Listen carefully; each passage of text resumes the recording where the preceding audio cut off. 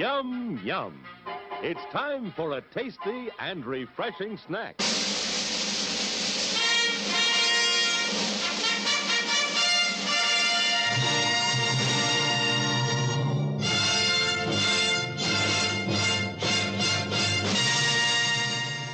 You know who I can do without? I can do without the people in the video store. Which ones? All of them. They never rent quality flicks. They always pick the most intellectually devoid movie on the racks. And now, on with the show.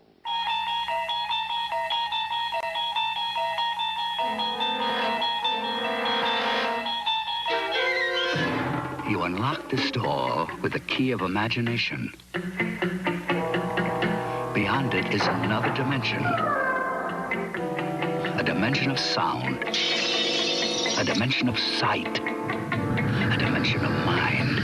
You're moving into a land of both shadow and substance, of things and ideas. You've just crossed over into the Twilight Zone. Hey guys, what's going on? You are listening to ThisWeekInGeek.net's Loose Cannon, and we're going to bring you into the Twig video store this spooky season on this October 13th. If I got my dates right, and if Alex has this posted, let's gonna hope this all kind of works out, because recording in the past and in the future is always one of those things. So anyway, guys, I am Mike the Birdman, but I'm not alone, and I'm not joined by my my excellent co-host from the lovely city of Kitchener. I'm actually joined from the lovely land of faraway, the Paris of Ohio. I'm joined by David Louis Denoyer Esquire Escobar. Oh, there we go. That's a new one. Exactly. And he is one of the co-hosts over on Welcome to Primetime at Freddy's Nightmares podcast, and most recently put together an exceptional list of Halloween movies at over 2 hours long. Thank you. And you can find that over on weeklyspookies.com about a week ago. Dave, fantastic to work with you solo. We don't have that fucker Hen here tonight. We do not. No, we do not. But we will give him props as he is helping us run this right now. So that's awesome. Yes. Yeah. Enrique, I love you, buddy. So yes, we are borrowing some equipment from Springwood this evening as we put together tonight's Loose Cannon. And for those of you who may be listening to the show for the first time, and I hope you aren't, this is a show where we talk about the forgotten movies of yesteryear, or things that don't necessarily get a lot of attention. You're not going to hear a lot of blockbusters on this show. You're going to hear some stuff that maybe sat on the video shelves or the DVD shelves once upon a time in the local video stores, to which they were unfortunately relegated once upon a time. And tonight, because we are celebrating the spooky month of October, I pitched this idea to Hen and Dave a while back when we were talking about the Slumber Party Massacre series, which you can hear that we posted just a couple of weeks ago.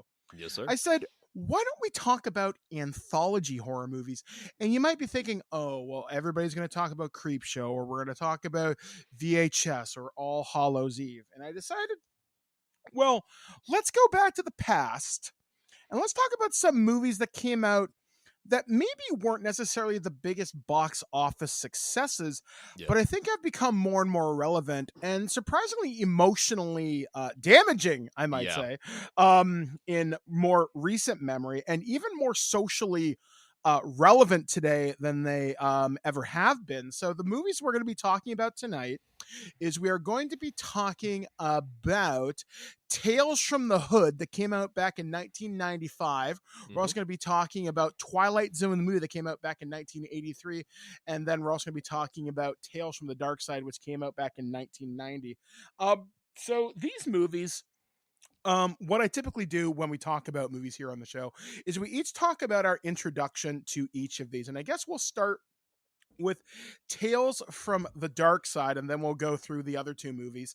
Tales from the Dark Side, for me, this is a movie that I remember hearing about as a child, and I remember seeing the cover to this in my local video store. I think it was Gamma Video, or maybe it was the old... It was named Blockbuster Video, but wasn't a Blockbuster Video at the time. And yeah. And it was just, I remember seeing this cover because it has like this gremlin looking thing on the cover reading the book. And then I think it was many, many, many years later. I either came across this one of two ways, and I'm not sure which way I did it. There used to be a service in Canada called zip.ca. And for those of you that might remember this, once upon a time, Netflix used to send out DVDs by mail. Zip.ca was remarkably similar. And I think I rented it from there in the mid to late 2000s, or I think I found this on Amazon Prime late one night, probably about 10 or 15 years ago. And it was one of those anthology horror movies that completely took me by surprise. Now, I remember the Tales from the Dark Side television show because something about that intro, Dave, honestly terrified the fuck out of me. Yeah, Like I get that. Like it was the narration, it was the vibe, and because the Tales from the Dark Side television series aired in the early 80s when I was just a child, something about it was very, very unsettling to me. So when I found out the movie was going to be was spawned from the TV show, I had really no idea what I was going to get kind of going into this. And what I got when I finally sat down to watch this, I was very pleasantly surprised by this movie. And it's probably become one of my favorite anthologies over the years. Dave, what about you? How did you first discover this movie? So when you sent me the list that we were going to be talking about, I was super excited, as I'm sure you remember in the text. It's because all three of these movies have a very personal attachment with me. The Tales from the Dark Side film, especially because I did not actually get to really see the TV show much growing up. Like, I think Sci-Fi Channel played it when I was growing up, but for the most part, I was obsessed with Tales from the Crypt and, Creep Show and all those and the EC stuff. So Tales from the Dark Side was kind of a blind spot for me for the longest time. And I luckily grew up with one of the all-time coolest uncles, my mom's brother, who I actually lived with a short time after I graduated from college, and I can get into that a little bit more later on. But anyway, he would send me care packages around Halloween because there was one particular time that I went over to his house because he lived right by this Greek church. And every time that they had the Greek festival, my mom and my dad would go out there, and sometimes I didn't want to go. And one time in particular, like, Billy wasn't going to go, so I just hung out with him. So I hung out with my uncle, and he showed me Christine for the first time. And then I got to see this wall of DVDs at his house and everything. And he just started, about a year after that, just started sending me care packages around Halloween. And he did so by usually including a mask that he was getting rid of. So he had, like, Don Post originals of, like, the Leatherface mask and the Michael Myers mask. He sent me a really, really cool Frankenstein mask I have, which actually I need to get out of my basement. I just remembered that. He sent me a lot of cool things. And with that was he would burn movies for me. So in one particular year, the care package contained Tales from the Dark Side, the movie, which I had only really heard about because there was a website when I was in my teens, I think it was called infinitecoolness.com, that was just this guy that ran it, was just a huge movie and TV nerd, and he just had pictures from the movies and everything and just like a little description about them. So I'd read about Tales from the Dark Side, the movie, but I'd never seen it. So I pop it in, and, you're first treated to the image of Debbie Harry just going around town. Debbie Harry, a blondie, just going around town, picking out stuff for a nice little dinner she has. And then she comes home and there's little Matthew Lawrence chained up in her little closet.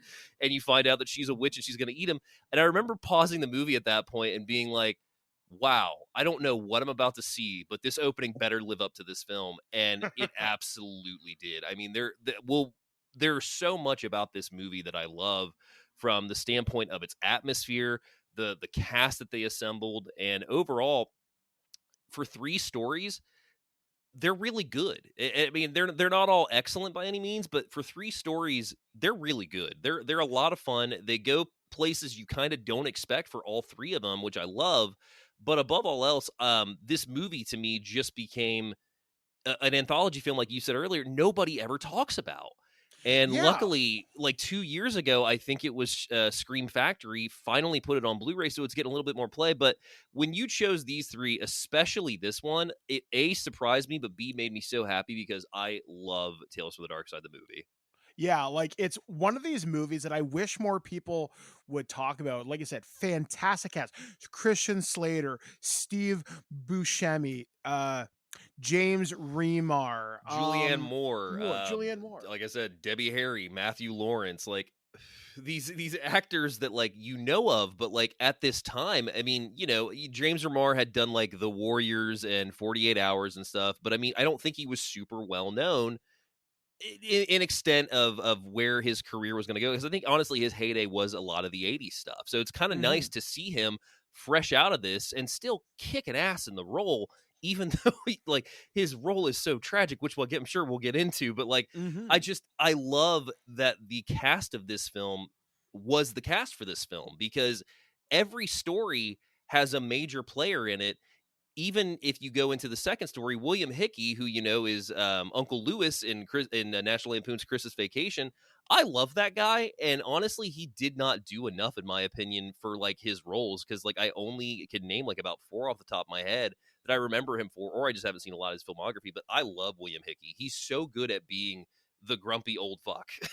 Oh yeah, like that is like the defining default NPC character for me when I think of the grumpy old dickhead. Yeah. That is him. Yeah.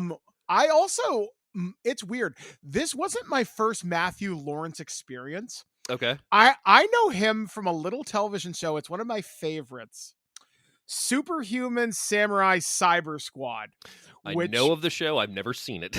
Okay, so long story short, it starred Tim Curry as the main bad guy named Kilo Khan.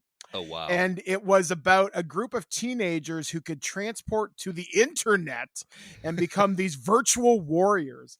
And I have a really weird connection to that show because I know the guy who played Axe.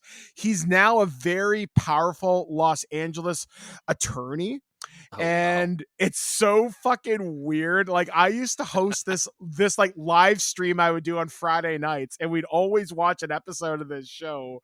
And it was amazing because there would be this bad guy named Malcolm Frink, who was the human ally to Kilo Khan, and we would always call each other in my chat "Hello, meat thing," doing our best Tim Curry impressions. It was just so fucking weird. But anyway, so this movie starts out with the story Lot 249. Kind of reminds me of the Creepshow story where there's like the crate that gets sent to the university and shenanigans ensue. Yeah. Did not expect Christian Slater in this. No. I mean, it's again, it's just going back to that cast. I mean, just this one alone, we have Christian Slater, we have Julianne Moore, we have Steve Buscemi, and even a couple people that pop up are bigger people. I can't think of their names right now. Of course, I have the internet right in front of me. But like, it's one of those things where it's like you start off immediately with this cast, you're like, where is this movie going to go from here? And it's so awesome to see Steve Buscemi play a nerd, but also play one that like you don't want to fuck with. Oh no. And it's such a role for him because you don't often see him, especially at this point in his career, play bad guys. I mean, no. He has that comedy wit to him, but he has that sharp edge. It's almost Lovecraftian in that kind of sense. Absolutely. And it's very just well done. Basically, long story short, there's a scholarship he's up for, but these two rich kids screw him out of it. Yeah. So he buys a mummy, and it doesn't go so well for the asshole kids. No, it does not. And it's one of those movies where the special effects are, again, fantastic. There's this wonderful mummy effect. He pulls the guy's brain out through his nose using the hook thing. Oh god, it's vicious. And the one kill where he kills Julianne Moore, oof, the mummy attacks her, and you think he's gonna like maybe sexually assault her. You're not sure, but he grabs her from behind, plunges his hand into her back, and starts stuffing flowers into her. Yeah, rips her shirt, takes a huge thing of shears, cuts it. And I mean, that's one thing that I do want to touch on with this movie, especially. The effects are top freaking notch. Oh, yeah. And again, you would not expect this from a movie that, sure, the original series ran for what, like 4 seasons? Yeah. But nobody talks about it. Not a No. fucking soul. It's always Tales from the Crypt, and I'd like to think, thanks to you guys, people talk about Freddy's Nightmares more now. This is but true. You don't hear anything about Tales from the Dark Side. And again, these guys really knocked it out of the park. Wonderful performance, really dark humor. And the thing is, with Tales from the Dark Side, especially with Lot 249, it doesn't give you a chance to breathe. And what I mean by that is, it's so well paced. Yeah. This is, I think, one of the strongest movies of all the ones we're going to talk about tonight. I think it's one of the best paced. I will agree with that. I do have a lot of love for Tales from the Hood too, which well, not Tales from the Hood 2, but we'll get to that as well. But no, Tales from the Dark Side. Every time I watch it, I just am always just drawn into the atmosphere of this movie, and it also starts especially with Lot 49 or Lot 249, because you really don't know what's going to happen at this point, because once the mummy knocks off the dickhead best friend of Schlater and then his sister, played by Julianne Moore, it's like, okay, so Christian Slater has been looking the whole story so far, and like he's definitely onto something, but they throw you a curveball when it's like he puts it all together. And he's also like, instead of turning into the police, Bellingham, I'm gonna kill you unless you give me the scroll that controls this mummy. And then to make matters even better, he just straight up just destroys the mummy within a matter of minutes, like it's nothing. Whereas 2 people previously couldn't do shit about it. And he also kills the mummy in the most ridiculous way possible with an electric knife. Electric carving knife. It's so good. I'm like, okay, why not? But yeah, and again, it's a fantastic performance by Christian Slater. Like, it's again, like I haven't seen a lot of Christian Slater movies, but when I do, that guy brings that late 80s, early 90s charisma, and it's a very specific charisma, and I'm trying to figure out how I would describe it. It's sexy, it's got an attitude to it. Girls want it, and guys want to be like that. Well, and Enrique and I always say he's doing a Jack Nicholson impersonation. Yeah, that's a lot of his career, and naturally you're gonna flock to that. Yeah, and he does it without even trying. And this is probably, of the very few Christian Slater movies I've seen, this is one of my absolute favorites, because like I said, I love that attitude. It's such a good anthology thing, and it's like less than like 20 minutes, so it's fantastic. Like, it's astounding. And like, going back to Buscemi real quick, you had said, we didn't really know about him at this point. He hadn't even done Fargo at this point. He hadn't even done anything big really, except for a movie I think he did in 97 or 87 called Mystery Train. He had appearances like in Hard at Midnight and stuff like that. But yeah, I mean, he hadn't done any of the Adam Sandler roles, anything he's known for, especially Fargo. He hadn't done that yet. So he was kind of that guy we knew of, but that was about it. Yeah, and when you get the right people who know enough to let you off the chain, so to speak, I wonder if Buscemi had enough input on what he wanted to bring to this role to make it memorable. Because with a character like Bellingham, who's the character that he plays, Edward Bellingham, you could have stuck anybody in there. Yeah. But you needed somebody very specific to make it memorable. And he's the only sympathetic character in the story too. That's what kills me. Yeah, like, he's the psycho who sends the mummy after you, but you get it. Yeah, like it's amazing. It's something that should absolutely be taken a look at. And it turns out this was actually based upon a Sir Arthur Conan Doyle story. Yep. So that kind of surprised me. The next story in Tales from the Dark Side is The Cat from Hell. This is actually based upon a short story by Stephen King. Yep. And this one was weird. Long story short, a wealthy old man runs this pharmaceutical company, and he hires an assassin, an actual hitman from the mob. He's like, look, man, I'm going to pay you $100,000. And you got to do one thing. And the hitman's, well, what's that? I've killed a lot of people. I want you to kill this cat. Wait, what? Are you fucking with me? No, I'm dead serious. I'm going to leave now. There's $100,000 in that envelope. And when I come back, I want that cat to be dead. And he starts telling him, this cat has killed 3 people. He's killed my sister. He's killed my butler. He's killed my sister's friend. And the guy's like, well, why? He's like, well, I sort of run a pharmaceutical company, and we've kind of killed 5,000 cats testing out a new drug. He says 5,000 as an estimate. He doesn't even know if that's the full number or not. Yeah. So this cat is literally cosmic retribution given form. And for me, this is a hard one to watch. And it's only because me and black cats, we have a very long history, because it looks a lot like Dr. Wiley, my little black kitty who passed away last year. Yeah. And this assassin tries to shoot it with a 50 caliber Desert Eagle at one point. Yes, he does. And he keeps just trying to do all these things, and he gets really pissed that the cat tears apart his shirt. You see how the cat kills the other people? He causes a car crash. He suffocates the person in a hilarious scene. And it's always done at midnight. That's the one thing I absolutely love about this story. Oh yeah, like it plays with all these little bits of expectation, and it leads you in such a very weird path, but it works out. Yeah. And like, it's such a good little story.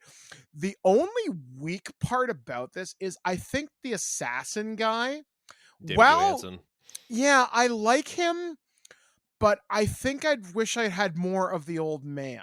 Like kind of what like you were saying. This is, I think, the weakest story of the 3. See, we're gonna disagree here. Actually, this Really? is my favorite of the bunch. Actually, Oh man, wait till you hear me talk about the next one. Yeah, like this one, I love the special effects in this one though. Yeah, Especially where the cat jumps down his throat and then pulls a fucking xenomorph and like chest bursts him. It's that thing going back again to I said where it's like you don't know where this movie's going to go. What I absolutely love about The Cat from Hell is you are given the exact synopsis of the story within the first 3 minutes of meeting Mr. Galveston and Drogon. Yeah. Mr. Drogon, Mr. Galveston. Drogon played by William Hickey, and David Johansen playing Galveston. David Johansen, for the listeners that don't know, he is most memorable for his role as the taxi driver in Scrooged. So he's the crazy guy that takes the Ghost of Christmas Present, I think, or past. I think he's past. And basically, the story is that Drogon has literally admitted to killing 5,000 plus cats because of this the pharmaceuticals he makes, and he tells the stories, like Birdman said, of the 3 people that have passed, and you find out that his sister's friend, or his sister, got tripped on the steps and like fell down and broke her neck. Her friend got suffocated by the cat in a hilarious scene where you want to talk about some great effects. The cat walks into the room, creeps into her bed, and then like you see a paw go over her mouth like it's hushing her, but then cut to 3 seconds later, this cat is hugging her face, suffocating It's so hilarious. Suffocating her as she's kicking and screaming. And every kill that happens takes place at midnight, and the last one is his butler, who somehow grabs the cat, puts it in a basket, and he's going to do a crate with it. He's going to throw it into the water and everything. The cat gets out, and as that happens, the semi drives past, and at first he doesn't see the cat, and then all of a sudden on the dash is the cat, and dude just freaks out, crashes the car, and then the cat comes back. What I absolutely love about this is the atmosphere is a single setting in this spooky house, except for the flashbacks. And Drogon is such a curmudgeon that he's so rich that this house is honestly, besides for the structure itself, is a piece of shit. All the furniture is covered and dusted. Nothing is in the fridge. At one point, he even says like, oh, there's everything you could want here, you know, liquor, food. And Galveston at one point is like, why do all the rich guys buy cheap liquor? And then he goes to the fridge, and I think there's like a banana and some moldy stuff in it. It's got such a bite into the humor of dark humor, just in the regards of him hiring this assassin to kill this cat. But also, you root for this cat the entire time because Galveston's a prick. And he is an assassin to a T, because at one point when he is finding out his assignment, and he's like, the person you're going to kill is right behind you, he turns around with a switchblade. He's ready to stick it into William Hickey's character because he's pissed, because he's like, you want me to kill a cat? and then tries to strangle it. That doesn't work out. And then, yeah, like you said, Birdman breaks out a freaking Desert Eagle and starts shooting up the house. And the thing I love the most about the ending is you see it happen, but you don't think about it. He hits the clock when he shoots his gun. So the clock stops. I never noticed that. Yeah, the clock stops right before midnight. Then, once Hickey enters to find out that the assassin's dead and he doesn't see why yet, and then the cat climbs out of him like a xenomorph, all that happens right as the clock magically starts working and hits midnight. And it's so beautiful because it's just like that cat is clearly from hell because it just brought that clock back to life, even though it just got obliterated with a Desert Eagle. So, yeah, there is some spooky stuff going on in this story. Yeah, and this very much feels like a Stephen King story, very much early on in his career. For some reason, this story just didn't grab me as much. I guess because the process is so goofy. But then again, I'm a very spiritual person in my personal life. Yeah. And it wouldn't surprise me if on some level, through the sum of the industrialized history that we have today in the modern world, it wouldn't surprise me because there was an episode that you guys talked about on Freddy's Nightmares where there was an ape or a monkey that was dreaming. Monkey dreams. Oh, God. Yeah. Oof. And that got me thinking about this, too. It's like just thinking about, animals and how they suffer and everything. And just the fact, like, I remember as a kid growing up, you would always hear not tested on animals and, like to get the drugs and the makeup and all the modern conveniences we think about today. Some of that stuff had to get tested somewhere. And obviously there's a darker history. Absolutely. With like medical testing and involving people and all that sort of thing. But just to think about what is the price of advancement, eventually, as I believe, nature can and will fight back. It will find a way. So yeah, Cat from Hell, not my favorite. It's got some memorable moments in it. Oh, so many. But the next story is something Vow. I love this because I am a romantic at heart. In fact, some of the stories I've submitted for Weekly Spookies have a romantic angle, and I'm just waiting for Hen to record one of them. It's one that's based on Canadian Thanksgiving, which is already passed by the time this is aired, but that's okay. Anyway, so this one, Lover's Vow, stars James Remar. This is the first time I'd seen him in something that wasn't Mortal Kombat Annihilation, which is depressing. That is depressing, but I also do get that. So he plays an artist. He's not having a great time. He can't sell his pieces. He's going out drinking. He's fucked. He needs money. He needs money now. And he goes out drinking. And just as he's leaving the bar, his friend falls asleep. He's like, well, fuck, I'm going home. I'll figure this out in the morning. So let me stop you. Okay. He actually loses his agent because he's so busy. He's so busy working at his loft that he gets a phone call, and it's the guy at the bar, and he's like, "Hey, there's some guy here that's been here for a half hour for you." And he's like, "Oh shit, my agent." So he goes to his agent expecting to get money, only to find out that the place that is holding his art is letting it go tomorrow if he doesn't pick it up. And also, by the way, I'm not your agent anymore because you're nothing to me. Yeah, you suck, and here's why. Yeah. Yeah, so he goes into the alleyway, and he comes across something he does not expect. He sees this guy get torn apart by a gargoyle, of all things. Yeah, the owner of the bar. Not something I expected.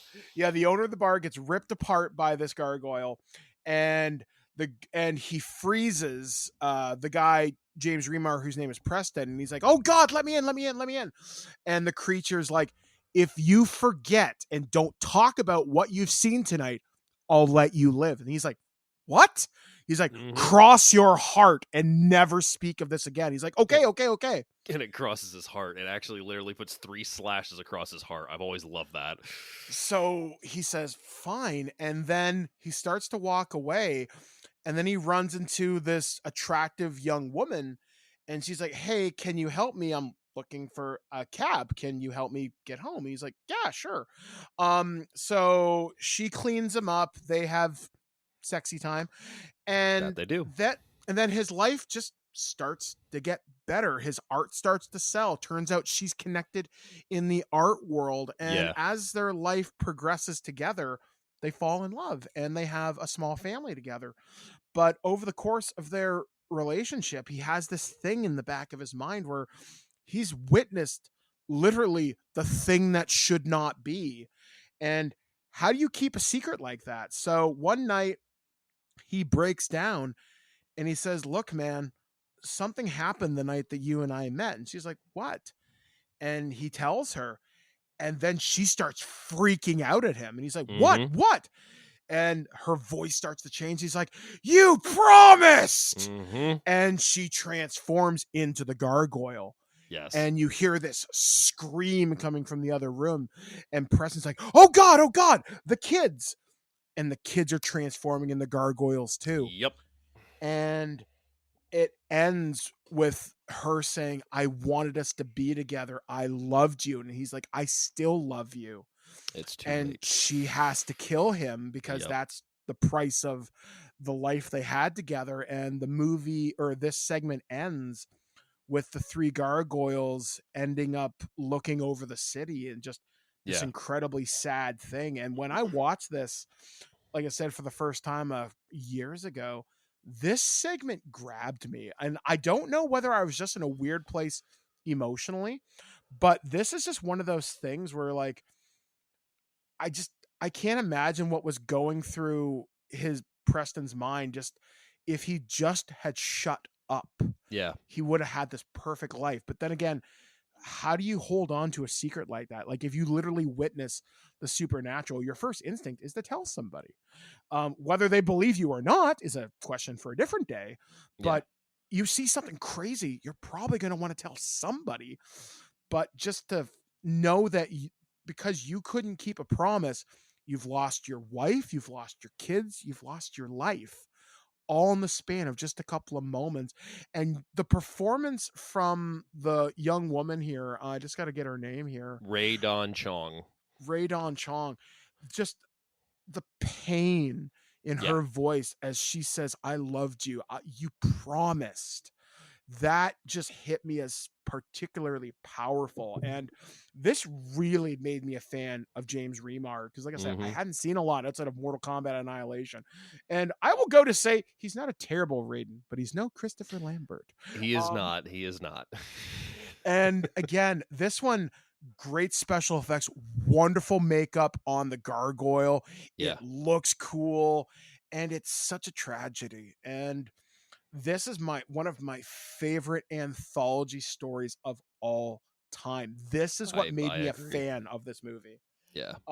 Like, what was your initial response when you said this? Because like the fact that you picked Cat from Hell over this one really surprises me. So I love Lover's Vow. Lover's Vow is a great closer to the film because it's a simple story in regards to the horror, because you find out the entire story within the first, again, 2 to 3 minutes, where it's just like, dude witnesses a monster monster attack somebody and kill him. They will spare him as long as he does not tell anybody it's ever happened. And, you know, it's like, okay, cool. Then I'm in. And the fact that you had Rae Dawn Chong at this point to play the particular monster, but also the love interest, because I don't know if people were super familiar with her at this point. I personally was when I saw this, because I was a huge Commando fan growing up, and she's the love interest in Commando. She's in The Color Purple, which I'd seen several times as well, and I did remember her, unfortunately, from a movie I still do like, but we'll just end it here, Soul Man, and moving on. But no, I love Lover's Vow because the story's simple. You have a really emotionally driven story, because one of the things that I absolutely love about this, which you didn't mention, is the when the bartender gets killed, there's a drunk guy inside that was there from the beginning of this, but he, was passed out in the bar. In the morning that James Remar wakes up after the monster, when he has slept with Rae Dawn Chong at this point, or I can't remember if they sleep the first night or not. I feel like they do, but I can't remember. I think it's the next night. I can't remember. Either way, he goes out to the bar to see what's going on, and that's when he hears the guy like, somebody's been murdered, and it's the drunk guy. And then when Remar has an art show, that guy also walks in, and you're wondering the whole time, is he going to spill the beans to this guy, or is this guy going to ruin, like, you're waiting to find out, is this guy going to cause something with this promise, because he's clearly made it this far, and now there's a drunk guy at this art show. Is he going to cause issues? And it kind of just goes to the side, and then you just see that they have a great life. I think it's 10 years later is when the story ends. So they've been together for 10 years, have 2 beautiful children. His buddy's his agent again, and they talk about how he had to go through like 5 different like apologies before he would take him back. And it's just like, you have this emotionally beautiful story, and then literally he breaks his promise, and that's that. It's as simple as that. He loves this woman so much that he wants to be completely honest with her, but because he's honest with her, he betrays himself and her and the kids, and now the curse has to run its course. It's like, that is so terrifying to think about, where it's like, oh my God, everybody wants to be honest with their partners and spouses, and it's like, you say one thing, they're not going to turn to monsters. At least I hope not. I mean, I don't know what people do in this day and age. Wait till 10 years comes, Dave. Yeah, exactly. But, it's just that idea of, no secrets in a relationship. And, this was a promise that he made, and he's willing to break it to her because he loves her, unbeknownst to him that she's the frickin' gargoyle that made sure that he was going to keep his promise. And it's just like, holy shit, that is so brilliant to think about. And yeah, Lover's Vow is I would give it easily a 4 out of 4 stars. Like, it is a damn good story. It's a damn good shot, atmosphere. Everything is just really well done in this one. And yeah, I mean, James Remar, Radon Chong, everybody in this does it so well. And like I said, the horror is just so simple in it that it works. It's just like, that's the one thing he does, is he breaks his promise, and now the monster's back. It's killing him, and the life he knew is over.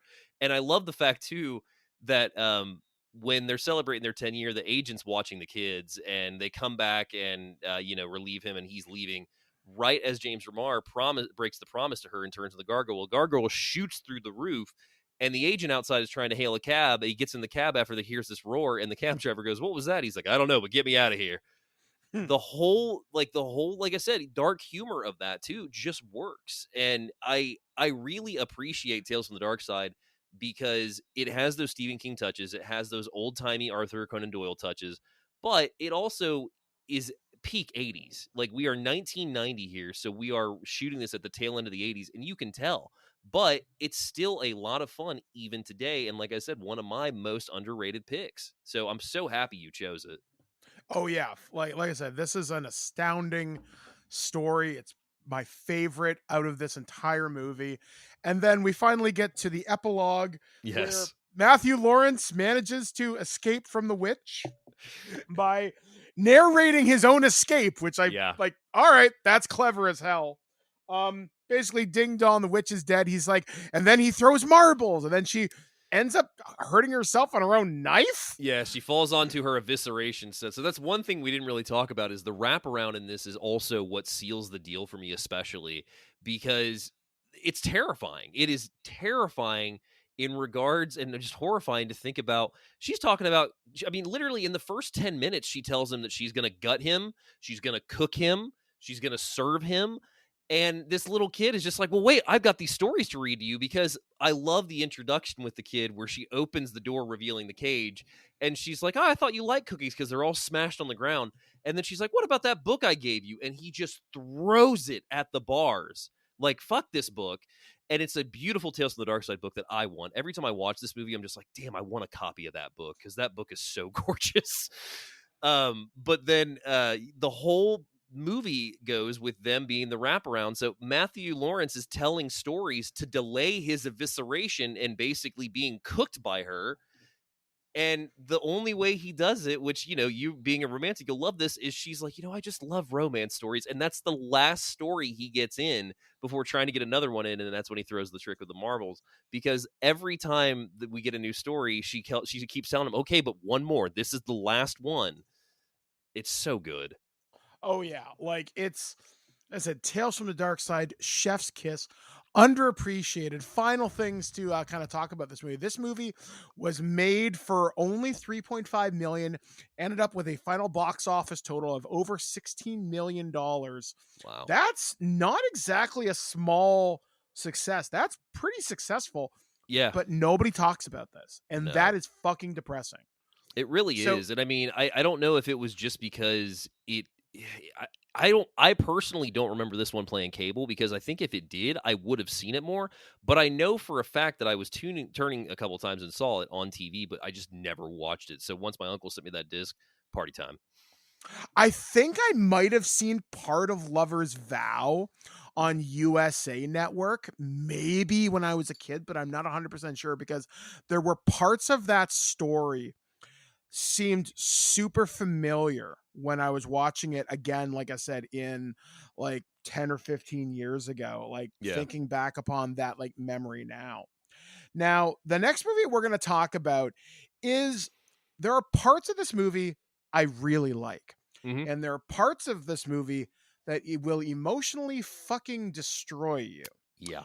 And I'm talking about Twilight Zone, the movie. So my first experience with the Twilight Zone, once upon a time, I'd seen a few episodes here and there. I've actually seen more episodes of the 1985 reboot, and then I saw most of the new version that came out a couple of years ago from Jordan Peele. Yeah. And the episode that I remember the most, because it really got me into horror at the time, was the episode that was based upon the Stephen King short story Grandma. Mm-hmm. And that one just really stuck with me. Basically, long story short, a kid is having to look after his grandma, who he's terrified of.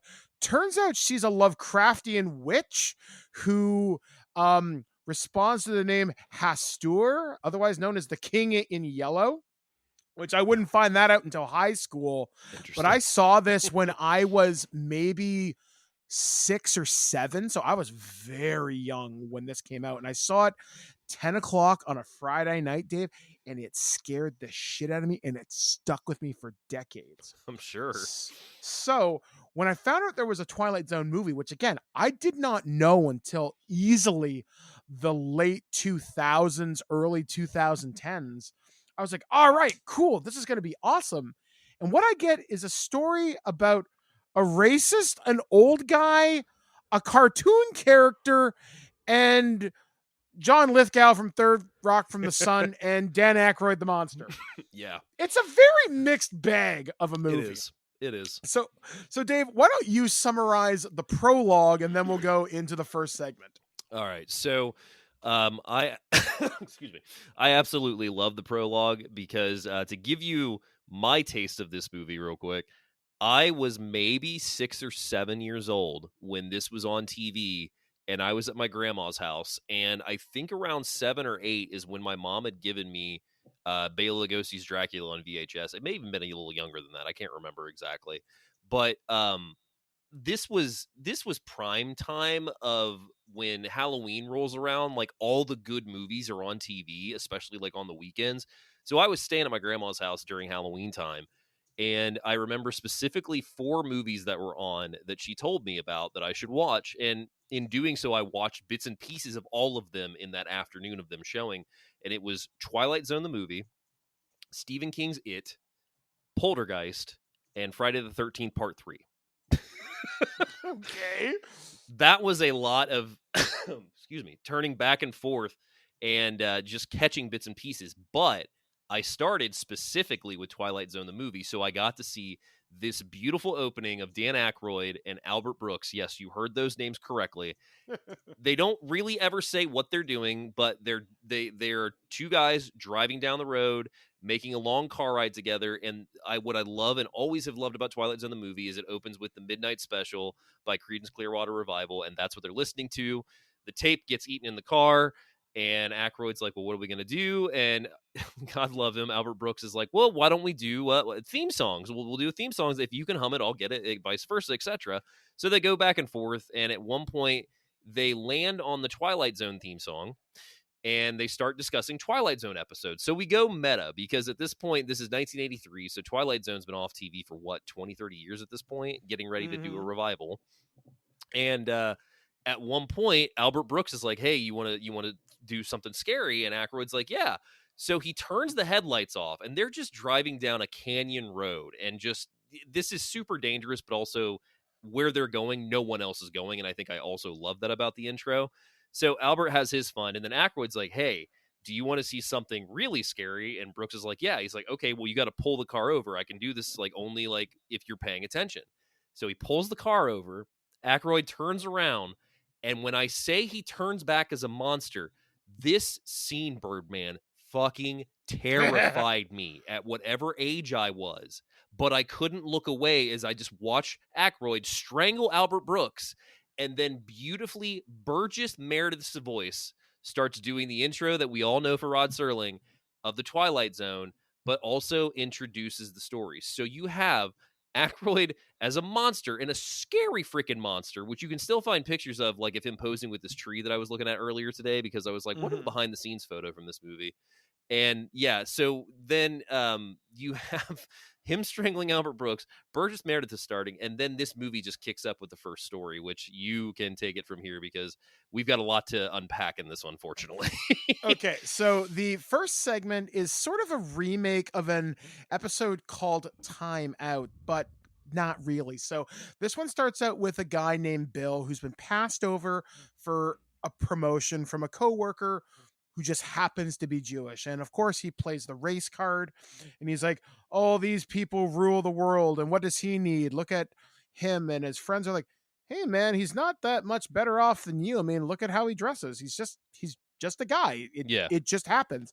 And then he starts going on about, well, there are all these black people in my neighborhood. Look what's going to happen. And his friends are like, whoa, buddy, did you need to do that? And yeah, and he's also spouting the language. That's the one thing that's always uncomfortable about the story, is they ain't light on it. Oh yeah, they lean into this heavy. Yeah. And then Mr. X from the X-Files, Stephen Williams, turns around. Creighton Duke from Jason Goes to Hell. Oh yeah. And I love it. And he's like, hey friend, I can appreciate you've had a hard day, but would you mind shutting the fuck up, pretty much? Yeah.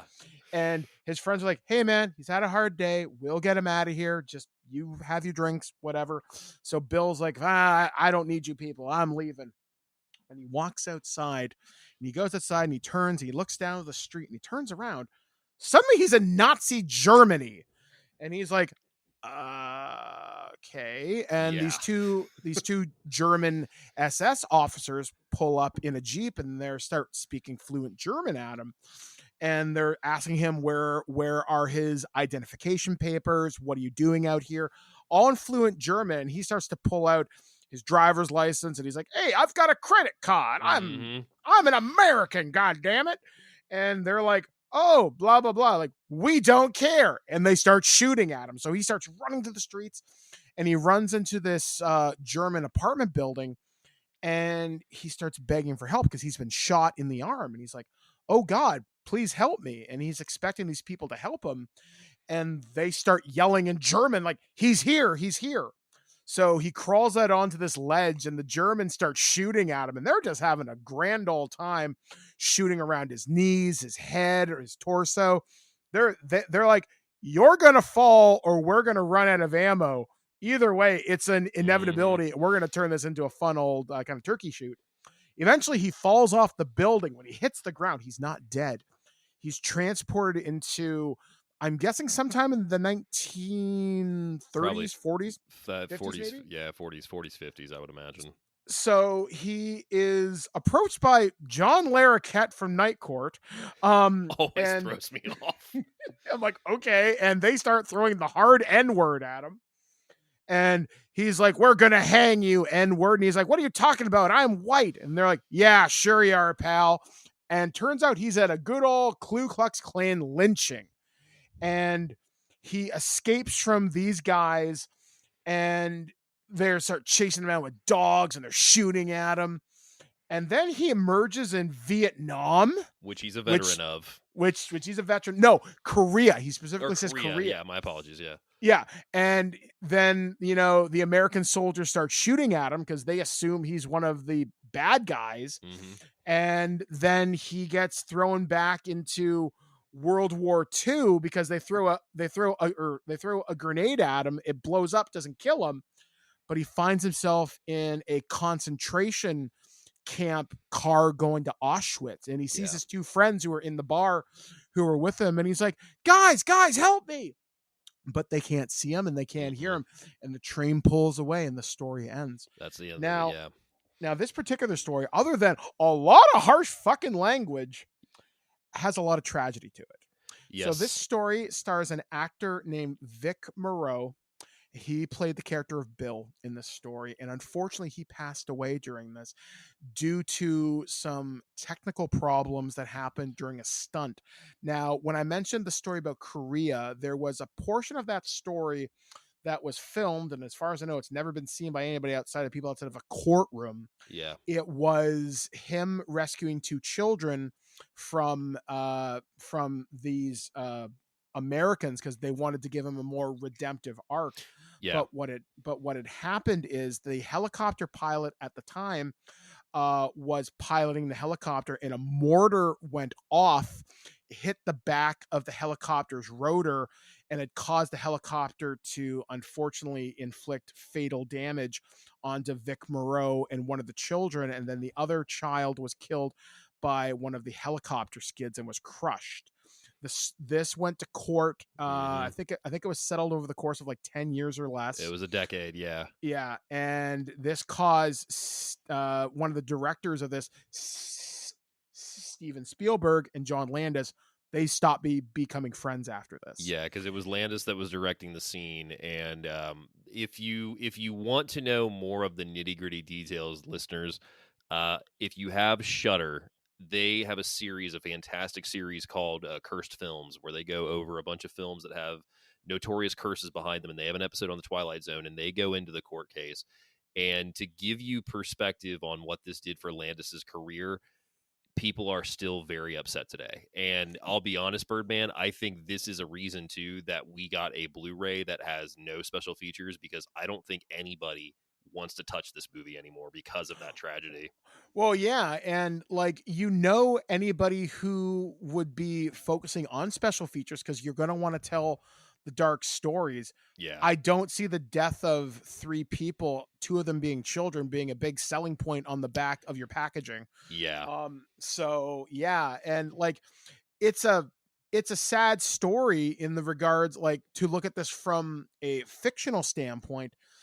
You're not better than anybody else. Mm-hmm. Like, we're all made of the same flesh and blood, and especially with racism being such a prevalent issue in today's day and age, and myself as an Indigenous individual, I face racism more often than you might think.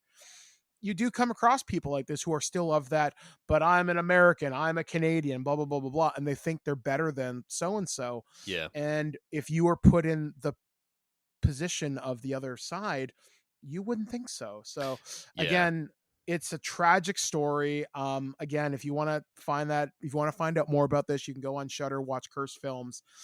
But we're going to move on to the story that emotionally destroys me. Absolutely. Featuring Jazz from Transformers. So Scatman Carruthers plays a character known as Mr. Bloom, and this story was directed by Steven Spielberg. And you can tell, oh my God, can you tell when you watch this that this is a Stevie Spielberg joint? Oh yeah, it's so well lit, it's whimsical, the actors have this energy and life to them. So it's this old age home where this guy moves into, and all these people, as they get older, they're starting to lose their zest for life. And Mr. Bloom, Scatman Carruthers, Jazz, says, look, if you could have one day to be young, what would you do? And one of the people starts saying, well, I would dance. I would do all these things. And this other guy, Mr. Conroy, he's like, oh, you can't do that. You'll break your hip. He's basically shitting on everything these guys are doing. Curmudgeon old people, yes. Yeah. And it sucks because this guy, every Saturday, his kids come to visit him, and he thinks he's going to get to go visit, his grandkids So or whoever. sad. And he comes out with his 2 suitcases. And every time his family says, no, maybe not this weekend, Grandpa. And he goes back upstairs. And this guy is he's had the later parts of his life kicked out of him. So when Mr. Bloom comes in with this really positive attitude, it's very much goes against his grain. Mm-hmm. So during the course of the conversation with all the old people, Mr. Bloom says, you know what I used to do when I was young? I used to play kick the can. And he says, I'll tell you folks what. Why don't we play kick the can tonight at midnight? And Mr. Conroy's like, no, I'm not going to do that. I'm going to be asleep. But he convinces the rest of the residents, like, hey, you know what? I'll do that. So everybody goes to bed. And at midnight, Mr. Bloom comes into everybody's room. He starts waking up. He's like, it's time. And he starts waking them up gently one by one. And they all go downstairs into the front yard of this old age home. And they start playing. They start actually having fun. They start playing kick the can, hide and go seek, and whatever. And then suddenly they're all transformed into children. And they're like, oh my God, I'm young again. And the story just takes on this really whimsical and happy vibe. Yeah. And they're like, the one old lady has a cat. The cat's a kitten.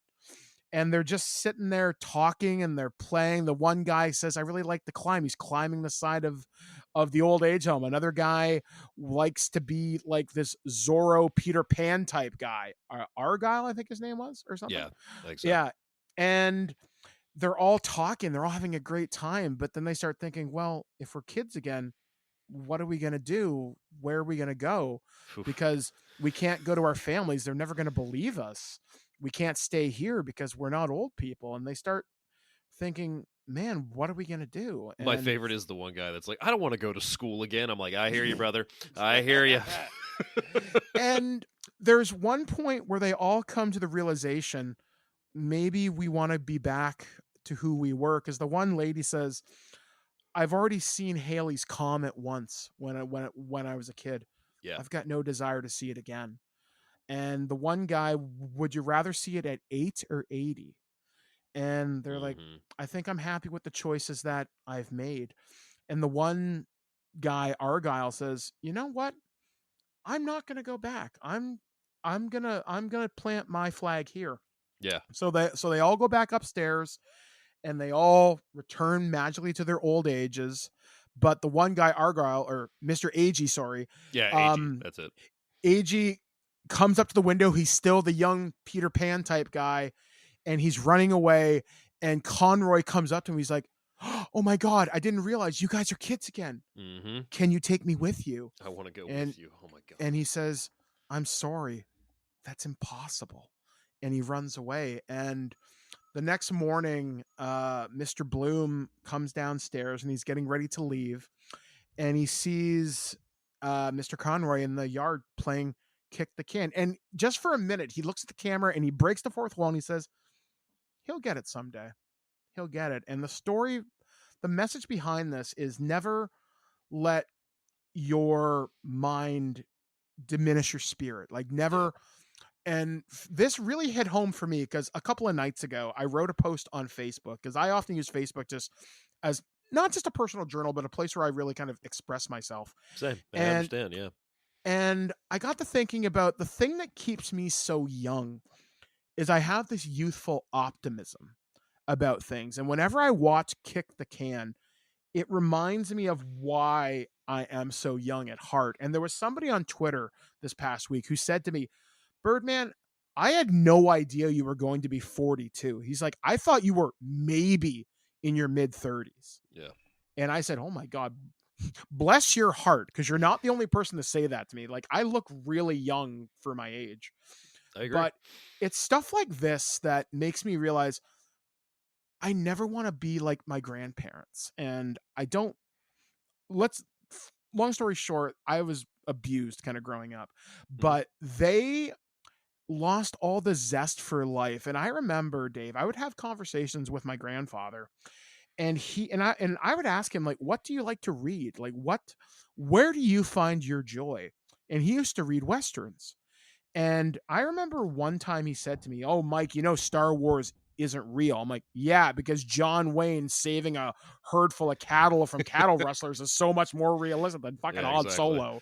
And I just got to thinking, whenever I think about that conversation and Kick the Can, it's perception, it's perspective. Never lose that youthful optimism. Never lose yourself in the idea of growing up, because the second you do, you become just another miserable old fuck who's Mhm. waiting to die. And that's why this movie has always had such a profound effect on me, because it always reinforces never lose optimism, never lose hope, because when you do, that's when you start counting the seconds away until you die. Well, and I think honestly, everything you said is absolutely valid. And that brings me to what I love about the ending of this story is you see Scatman Crothers going to another nursing home. He's going into another living establishment, and he's going to do the same thing with these people. It's like it's getting that chance that a lot of people don't, which is basically why the ending of the Mr. I think it's Mr. AG. Yeah, Mr. AG Yeah. going off and the one guy being like, "I want to go with you." It's that same thing of you don't know what you got until it's gone. I hate Mhm. quoting a song lyric, but I mean that's exactly what it is. And going back to your thing about, I never want to lose that thing that makes me feel young. That's why I personally have always kind of loved horror. Well, not kind of. This is why I love horror.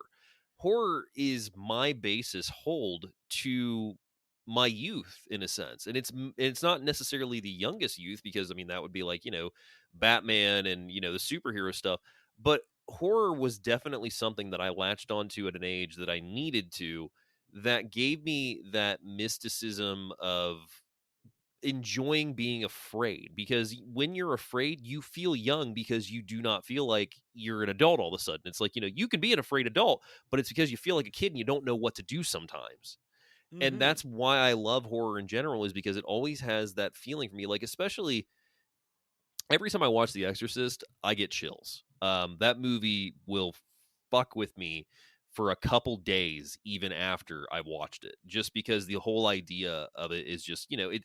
I remember the first time I saw it, and I remember how I was just like, "Holy shit!" Like, this movie is heavy. Horror for me is that escape into, I'm out of my mind. I'm back to doing the things I did as a kid, because as a kid, obviously, I watched a lot of movies too. I had a VCR in my bedroom. So it's just like I flash back to my happiness of my youth when I watch movies a lot, especially horror films.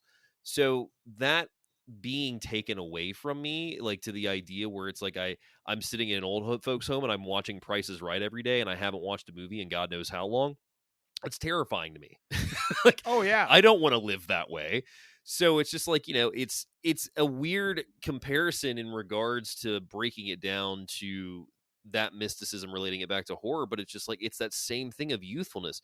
Some people love to do paintings. My partner is a very wonderful painter and has been doing it for a long time, because it flashes back to memories of her father, who are no longer with us, doing art together. And I love that. So it's just like everybody has that moment of having youth. And it's just like when you go into these stories dealing with an older generation, it's handled in a way, especially here, that makes you get that whimsical, like I said, Steven Spielberg feel, because he always has a great way of making normal life fucking magical. I don't know what it is about Spielberg, but he can make mundane events to the biggest, exclamation points of screen always so fun, no matter what they are. And that's what I love about the story, is he just takes a story with an old folks home and makes them young again, and then leaves to go to another one. It's like that single location stuff I love. Again, when you can do that, that's really good storytelling, and that's exactly what we have here. And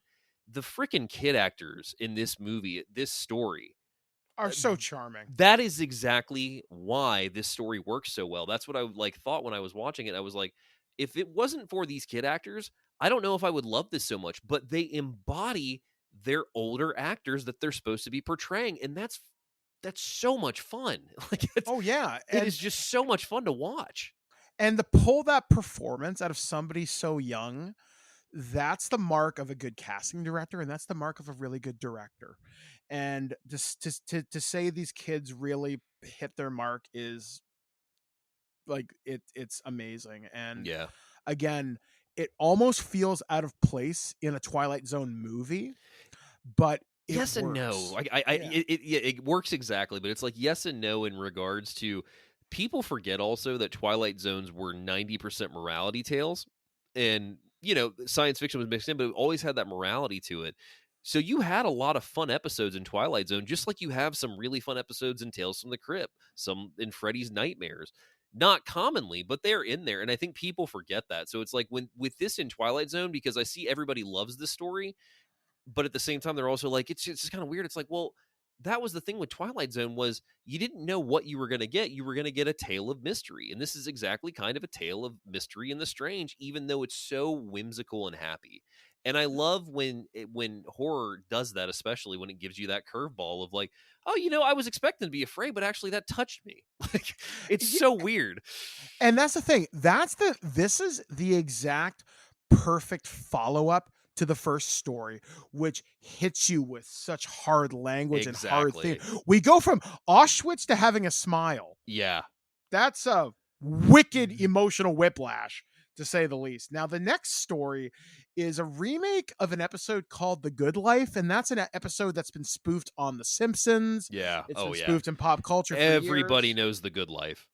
Yeah, so to say, basically, this is the story of the kid that would send you to the cornfield. You would turn into the Jack-in-the-Box. Mm-hmm. This is a modern reinterpretation of that, where this girl, she's driving, she gets lost, she gets looking for directions. She runs into this little kid named Anthony, who's hanging out at this local diner. He's playing an arcade game. Turns out his presence is making the electronics act weird, and randomly Dick Miller's there. Dick Miller is the bar owner. Thank you. And so she messes up this kid's bike, so she offers to take him home. So she takes him back to his house where she meets his family, and they're all being a little bit 1950s-esque, weirdly warm. And what follows is them basically trying to not so quietly beg for help. Yeah. Because they're like, he's a monster, get us out of here. Because this kid, because he has this amazing ability to whatever he says and thinks just happens. And this is probably my least favorite story, but has some of my favorite effects. Absolutely. No, absolutely. Yeah, like you see a giant mutant rabbit. I like the at one point he sends his sister into a TV and Ethel. A cartoon dragon Poor eats Ethel. her. And Yeah. Ethel got the short end of the stick, even though there's the one sister upstairs who doesn't have a mouth that always I forget about, and every time I see that, it's so unnerving. Oh yeah, like he straight up kills his one sister. He cripples the other, and it's just messed up. So eventually, and it's also worth mentioning that Ethel is played by Nancy Cartwright, who is also known as the voice of Bart Simpson and Nelson and Ralph Wiggums. I mean, Nancy Cartwright is a name in The Simpsons, especially, and she plays the sister that goes into the TV, which is really funny when you think about it, because she's maybe 83. She's 6-7 years off from landing The Simpsons, which is a paycheck forever. Yeah, and I think the next movie I remember her from. No, I'm thinking of Yeardley Smith. Maximum Overdrive. Yeah, that's what I thought. But, Allie and I just watched that recently because it's spooky season, so I'm going heavy on my horror. And I love my girlfriend because literally the one thing that always has surprised me is she'll whip out movies that I'm like, how do you know that? Like, one of her favorite movies is Frankenhooker, which I still don't know how that happened. And then Maximum Overdrive is one that she remembers watching a lot. So it's like she knows Maximum Overdrive, but it's like also I'm the dickhead that showed her Blood-Sucking Freaks like 2-3 weeks into us dating, maybe even shorter than that. And to this day, Allie's like, you can show me anything as long as it's not Blood-Sucking Freaks or anything like Blood-Sucking Freaks. But it took Allie a year to admit that. But no, I digress. But yeah, we just watched Maximum Overdrive. No, yeah, Yeardley Smith. But yeah, Nancy Cartwright just being Ethel and going into a TV is beautiful. But then also in the family, we have Kevin. What is his name? Where is he? Kevin McCarthy. McCarthy, yeah. Yeah, Kevin McCarthy, who plays Uncle Walt. And Kevin McCarthy, 90% of my last 15 years, I've only known McCarthy from UHF. Here. Yeah, it wasn't until about 5 years ago that I was like, oh, he's in Piranha. Oh, he's in the original Invasion of the Body Snatchers. It's like he's in a lot of movies that I also love, but just never realized he was in. But yeah, he was always the dickhead station owner in UHF. So anytime I see him pop up, I immediately go to that. So anytime he's doing like a serious or vastly different role from a comedic villain, it throws me off every time. But like this segment has some really amazing practical effects. Like Yeah. when the cartoon creatures start doing the eye bug effect, the cartoon kill with like Ethel, like it's so weird. Like this one, I don't know. I kind of wish they dialed this one back a touch I get and maybe that. went a little bit more serious. Like it's my least favorite of all the Twilight Zone segments. Yeah. And that kind of sucks because the episode that this is based upon, It's a Good Life, is such an iconic thing. But this one, it feels like we've got a budget. We need to go bigger and badder. Let's do something weird and wild. And I think it takes away from the original horror of the original like Twilight Zone episode that it's based upon. Well, and then you got to keep in mind, too, that this is Joe Dante directing this. So Dante always shoots for the fences for the most part. He always tries to make the movie that he wants to make, despite the studio run-ins that he has. And the reason that this one's so memorable, because I think this, besides the last one, I think these two are the most memorable in it because of the fact of the effects. Because Rob Bottin designs that rabbit that Uncle Walt, played by Kevin McCarthy, pulls out of this hat. Or no, he pulls a real rabbit out, and then the kid's like, no, I want this rabbit, and this freaking monster, terrifying this mutant thing, only on screen for 10 seconds. I somehow forgot that when I was rewatching this recently. I was like, oh god, we only see it for like 10 seconds, and then it gets sucked back into the hat. It's like it's the Thing level of terrifying, and it's like, oh, Bottin worked on it, of course, so that makes sense. Yeah, it's just like, I think the effects of this episode and the general weirdness of it, because I'll be honest, like apart from the rabbit and the introduction of Dick Miller in the bar, I don't remember much of this one. So that's why every time that sister that has no mouth upstairs, that's always watching TVs, because that's the one thing I always hate about this story, is how TVs are in every freaking room of this house.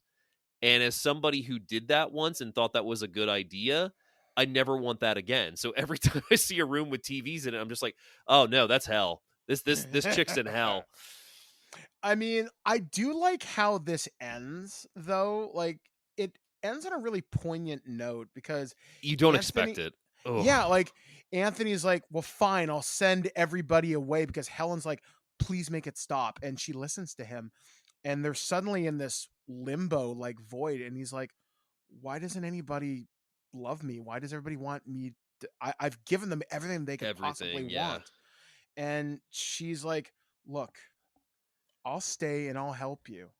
Maybe we can figure this out together. And once he kind of gets it in his head, maybe you won't leave me. He brings them back to reality, gives her back their vehicle, and they start driving away. And then the world starts to change around him. So maybe he's got the potential to be good. And again, it's a morality tale, and it's just getting there is a trip. I will add, though, because like, even sitting here, I'm thinking about it a little bit more, and I'm like, part of the horror of this one is that he has kid emotions, because he's a kid with powers that he kind of really doesn't understand, because he does things that a kid would do if a kid had powers. And now that I'm thinking about that, I'm like, that is actually kind of terrifying, because for the most part, he's not necessarily a demon, but he's almost like a warlock. And it's like, you meet a warlock in most films, and they're usually like in their late teens or early young adult phase, or full on like adults or older men. So it's like, yeah, giving a kid that power and having him be the ruler, that is kind of terrifying in hindsight now that I think about it. So maybe I don't hate it as much as I do, or not hate it, but maybe I don't favor it as much as I do. But at the same time, it's funny how you reassess those things. It's like, no, actually, that I think about that would be kind of terrifying to live in a house that is controlled by a kid. Like, and it kind of makes me think, I mean, obviously we talk about like superpowers and stuff like that now that we're in the era of the MCU and DC and the boys. Yeah. When like you were talking about that, I thought about how this kid would fit into certain universes like that, and how kids who, like, if you're from Marvel, you just know how to use your powers. You don't think about the messy situations. Like, I know in The Boys, for example, the latest season of the show called Gen V, Yeah. there's a number of kids who accidentally kill their parents when their powers awaken. Yeah. And to have this level of cosmic power, and the fact that this kid hasn't accidentally nuked the planet, Yeah. that's a lot of self-control for this kid to come to the realization, maybe I do need help and guidance. Well, and he does things that a kid would do with those powers. Like, that's what I'm thinking about. Just sitting here more, I'm just like, yeah, of course there'd be a TV in every room because, you know, you always want to watch TV when you're a kid. Of course they're eating, what is it, baked hamburgers peanut butter and ice cream. It's so weird. You know, it's just all this stuff. And then once this other person comes in who's like, well, shouldn't you, like, you know, eat like a kid does, like behave like a kid does? And she cares about him and wants him to stop. It's not that she's terrified. Like, she generally does care about this little boy because she backs into him with her car, takes him home, and then stays with him because he wants to have her for dinner, not realizing that she has basically walked into their own private hell. So, yeah, no, I mean, the more I think about it, it is definitely a concept that is exactly like you said, like, you know, featured in Boys and like MCU and whatnot. But to take it for a horror story in 1983, I mean, and it probably was written before that. It's like, no, that's that concept of it. It's very Dante. The more I think about it, too, that is so Joe Dante. But also, it's just, yeah, that's exactly what a kid would do if they had powers and could control that much of a space and have people come to visit. Because that's the one thing I'm always curious about is, like, how did Uncle Walt get there? How did Mom and Dad get there? It's like, when did the real parents go away and how did the fake parents come in? Because that's what you always hear in the story is his real parents are gone, but they never really say what happened to them. Yeah, it's sort of left up to your dark imagination. Mm-hmm. So our last story is segment 4, and this is a remake of the William Shatner episode, Nightmare at 20,000 Feet. And this one can be easily summed up. Guy sees gremlin on the wing of an airplane, freaks out. Yeah. Everybody thinks he's crazy. This is played by John Lithgow, and this is one of the few movies I've actually seen him in. I mostly know him from Third Rock from the Sun, and I think Hard Target, where I think he's the bad guy. All right, let me stop you right there. No, it's not Hard Target. He's the bad guy in multiple movies, but Cliffhanger's probably the one you're thinking of. Probably, yeah. There's another one he plays a bad guy. Well, one of my all-time favorite John Lithgow films, which Enrique and I have watched, I actually got to show him a couple years ago for his first time. He thought he'd seen it, and he still believes he saw pieces of it on cable, but Ricochet with Denzel Washington. That's what I'm thinking of. Oh God, dude, I am a huge Ricochet fan. I actually full on truth here of my nerdiness. I actually had a custom Blu-ray made of Ricochet because one still does not exist to this day, and HBO had an HD rip of it. So I was like, well, there's got to be a way. There was. So I have a custom Blu-ray of Ricochet that I had made for me that is legit and has captions and everything. So I was pretty happy about that. But no, Lithgow is, at this point in his career, I think he has done like none of his De Palma stuff yet even. Let's see, 83. Let me just check one thing here. So this is before Footloose. He hasn't even done Footloose yet. Okay, so he's done The World According to Garp, where he plays a trans person, the movie starring with Robin Williams. Okay, I was wrong. Blowout is in 81. So he has done his one De Palma work right now, but for the most part, I think people know him at this point from either All That Jazz or World According to Garp, because Blowout wasn't even a really big movie. In terms of endearment, hasn't even happened yet. So Lithgow, I'm a Lithgow lover, so I know a lot of this stuff, but he is the perfect actor for this role because he's playing a neurotic writer that hates flying, but also sees a monster on the plane, but has already caused problems with just his behavior alone on the plane. Yeah, because like he's having panic attacks. They've had to talk him down. They're like, hey, would you like a drink? Do you want a pill? He's like, nah, man, I'm good. And then he looks out on the airplane and like there's like a flash of lightning and he sees this gremlin tearing apart the engine. Yeah. And one of the engines fails and a member of the flight crew comes back and says like, all right, I didn't want to tell anybody, but we have lost an engine. Mm-hmm. We're fine. We can fly on 3 out of 4. What are the odds? We'll be landing in wherever in 20 minutes. Sit down, have some dip. And then more bad stuff starts happening. And somehow he smashes the window of the plane. No. Oh, sorry, go on. Shoots out the window with a gun off a frickin' airline, like I can't think of what their name are. Air Marshal, thank you. Yeah, shoots the window with a gun that he gets from an air marshal and sticks his head out the window for one, and it literally goes face to face with the creature, only for us to see him next strapped to a gurney like he's going to the hospital, but he's probably going to an asylum. And the gremlin destroys the gun. The gremlin is not even afraid of it. He eats it or something. Yeah. And the gremlin is so convinced of its superiority. He's like, okay, I've had my fun. He waggles his finger like the T-1000 and just flies away. So the plane makes an emergency landing. He's strapped to a gurney. They're like, oh man, that guy's fucked up. And then we get the twist. I love it. I love it so much because it's a great reveal, and then B, you have another reveal that closes the movie. And that's what I love about it. Yeah, like this is a great start and a great end to the movie. So, the monster from the opening segment that killed Albert Brooks comes back. Dan Aykroyd comes back, and he's like, "Hey, man, I heard you saw something really scary up there, but don't worry. Let me put on some music and midnight special, baby.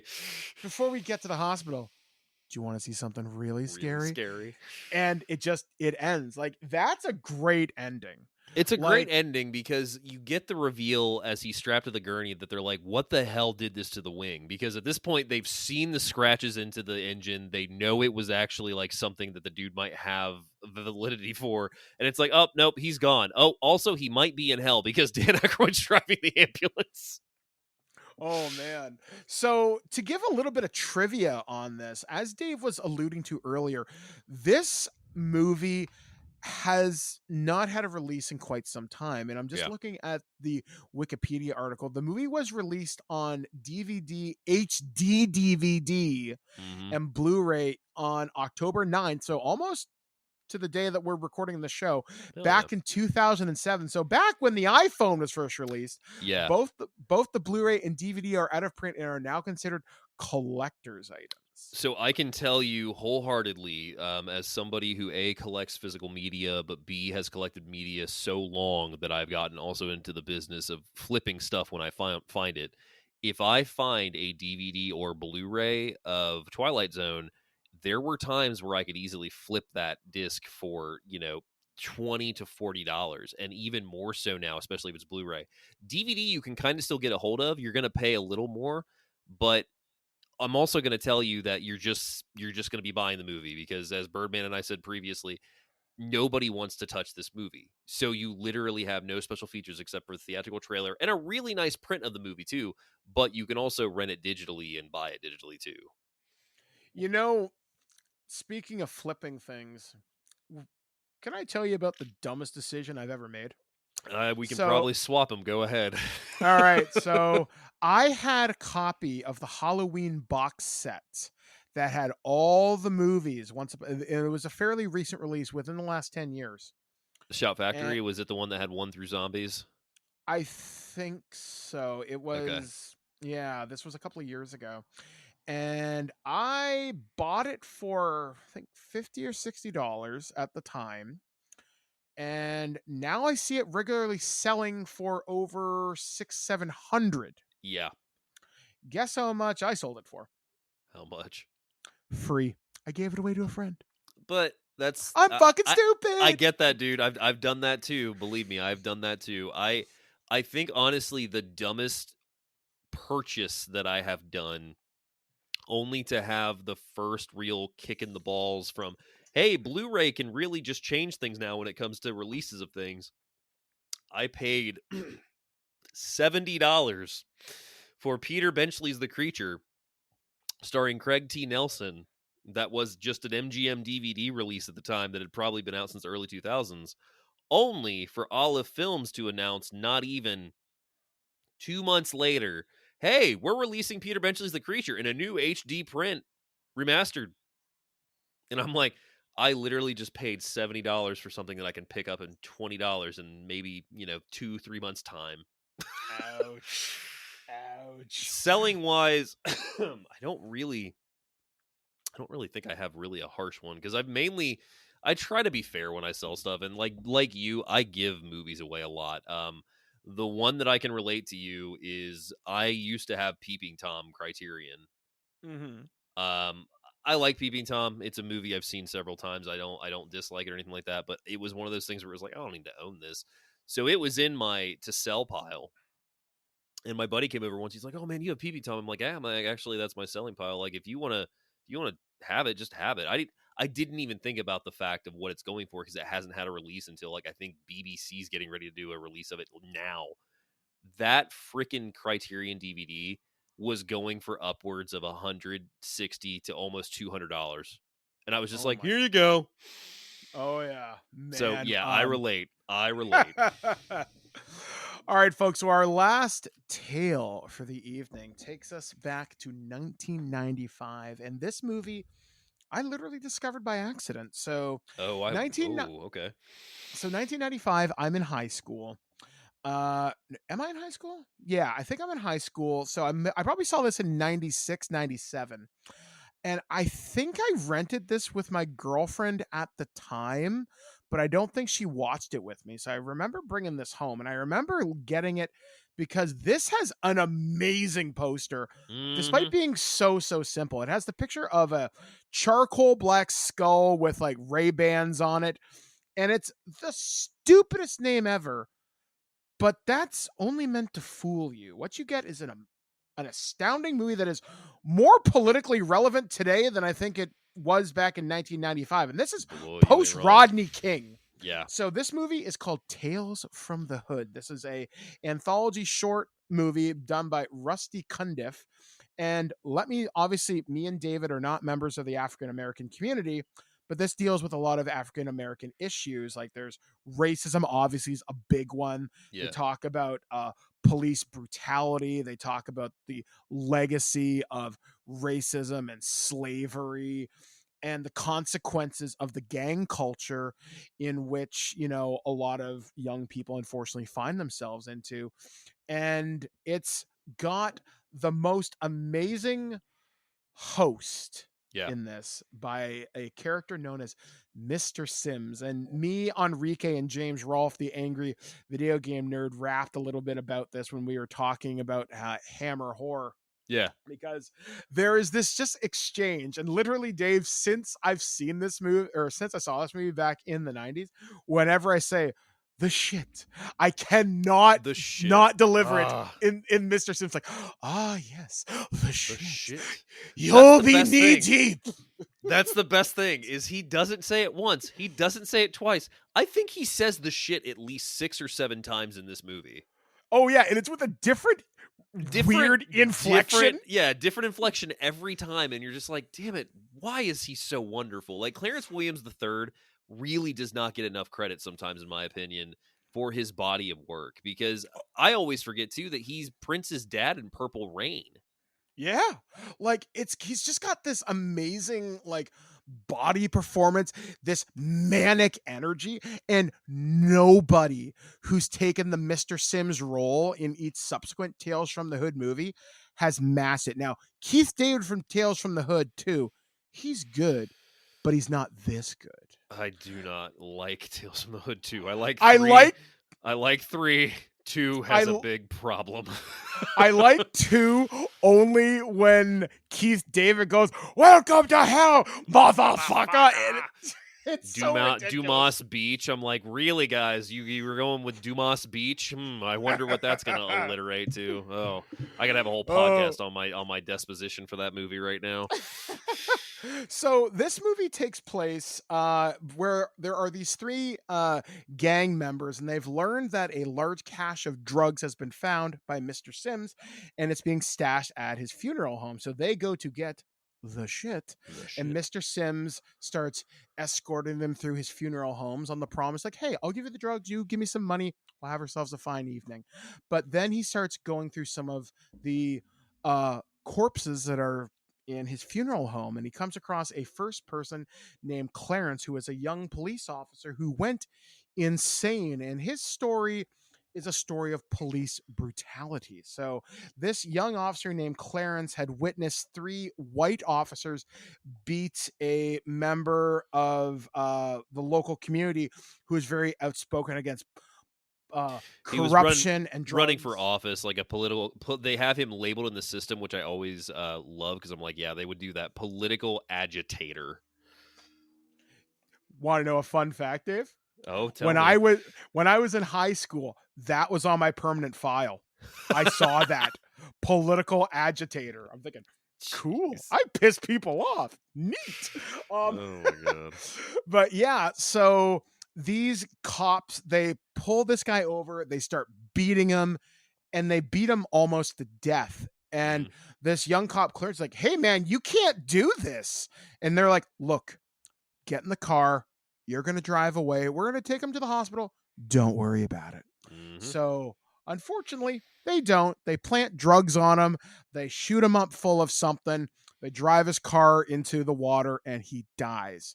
So Clarence has been fired from the police force. He's been drinking heavily, and he starts having dreams and visions of this guy named Martin, the guy who passed away, saying, bring them to me. So about a year later, he's drinking exactly on the anniversary. So he's in the cemetery and he calls these cops and they're like, hey Clarence, you're not looking too good, pal. What's going on? He's like, we're here to celebrate, pals. And they're like, oh, what the fuck is this about? And then he tells them, they're like, oh, that. Well, we're going to have to kill you, but sure, why not? So they go out to Martin's grave and they piss on it. And hilarity ensues. Now, from what I understand, one of the guys who stars in this, Enrique has a problem with personally, I hear. Okay. So this is actually the story of that, and I'm not gonna tell it verbatim. Yeah. But give me the Cole's notes. Basically, Wings Hauser, and this is not the only instance of this notoriety of him being known, is not the easiest guy to work with, or was not the easiest guy to work with at this point in the 80s and 90s in his career. And Dwayne Whitaker, so Wings Hauser plays the cop named Strom, who is basically the ringleader of these 3 cops that makes all the corrupt shit go. He's the guy that shoots up Morehouse with the dope, and then they throw his car into the river. He's the guy that starts pissing on the grave, and he's the guy that delivers the first blow that kills Morehouse. Like, Strom is a mean piece of shit, and that's played by Wings Hauser, who is a great actor and actually appeared on Freddy's Nightmares a couple weeks ago, which was interesting.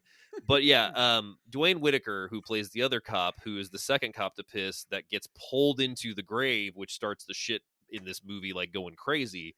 Dwayne Whitaker and Wings Hauser obviously work together on this movie. We know Dwayne Whitaker, myself and Enrique, but Enrique knows Dwayne because he loves Eddie Presley, which is a movie that Dwayne did, but also has seen Dwayne at Cinema Wasteland multiple times, and I've actually met Dwayne because of that. Dwayne Whitaker just said that Wings Hauser is a not nice word inserted here. And it was mainly because of this movie, his experience with this movie, to my knowledge, allegedly, that he was wishing that he would have been able to throw real punches on him was supposedly what was said, allegedly. Oh, wow. But that's crazy. Yeah, that's like I said, that's not one story. Wings Hauser does not have a lot of kind stories about him in his film work and TV work, which is a shame because he's a really fucking cool actor in a lot of these movies, but he also has done a lot too in the B stuff, and I don't know his career entirely. I don't know how many issues he had, but in this film especially, he plays the role well. And then the other cop is Michael Massey, who, you know, talk about tragedy again. He's the guy that was holding the gun that unfortunately killed Brandon Lee in The Crow. That was the gun that had the dud go off that lodged itself into Lee's spine. Massey was the one who was holding that gun when it went off, and, you know, always harbored that guilt until he passed, unfortunately, a couple of years ago, I want to say. So Yeah, it's back like, in 2016. Yeah. yeah, you have three really good actors here. And Dwayne Whitaker, for the record, is also the guy that is this pawn shop owner in Pulp Fiction, the one that works with Green is Peter Green, bringing the Gimp. That is the shop that Dwayne Whitaker owns in Pulp Fiction. So Dwayne Whitaker has an amazing filmography as well. But these are three really good actors as cops. And that's why this segment works so well for me, because watching them get their comeuppance is so satisfying.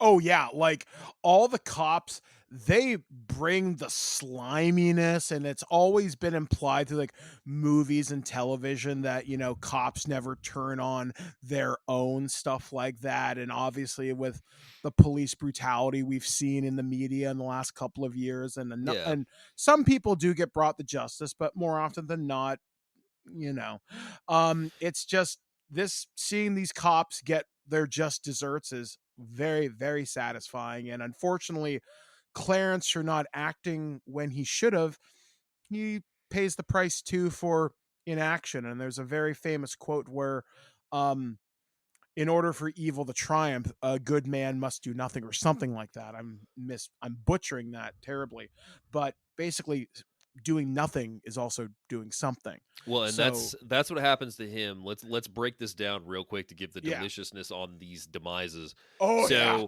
you have Wingshauser that goes to this grave and starts pissing on it. And then, being the cool guy of the group, he's like, "Hey, Dwayne Whitaker, come piss on this grave." And at first, Whitaker's like, "Oh, well, yeah, I don't really have to go. I left before we went." And he's like, I wasn't asking. So Whitaker goes over and starts pissing on the grave, only to have the hand reach out of the grave, grab onto him, and pull him down into the grave in the coolest effect. I think it was done a reverse shot from when I watched it earlier today, actually. But then the grave erupts from the ground in an explosion, and the cop is inside of it. Dwayne Whitaker's body's inside of it with his heart ripped out, and there's Morehouse sitting on top holding the heart, and he's like, "Hey, motherfuckers, I am back." And that's when they both get into the car. They start driving away. No matter how fast they go, he's always like, 10 feet behind them until they look back, and then he's on the car. And it is the best scare at this story. And then he pulls Wingshauser out of the car, halfway like up by his head, and then when the body drops in, it's headless. And then Michael Massey, because the one thing with Morehouse is him being a person that's been big in this city, he has a really cool mural like that's been graffitied on this wall that's like dedicated to him. And Michael Massey, after getting plunged with syringes from a dirty alley that he ends up in, then becomes part of the mural, and we watch his body literally melt and then reappear as paint on the wall. It's such a cool effect. I It still really don't know how is. they did that. Like, There's definitely some stop motion there, but that scene, or that kill especially, I'm always just like, my God, man, that is so vicious, but it's also super cool. Like, I showed this to my wife today, and she's not a super big horror fan. Like, she's watched Supernatural. We watched The Walking Dead for like 8 seasons, and she Yeah. watches a number of like horror movies with me.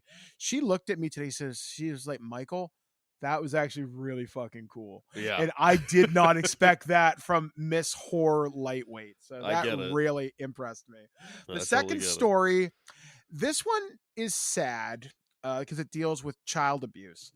But I actually asked my wife today, who is a teacher, I'm like, "Do you see this type of thing often?" And she's like, "You might be surprised." Yeah, as somebody who is also friends with a lot of people in the school systems, yeah, and I think that's why this story has the impact too.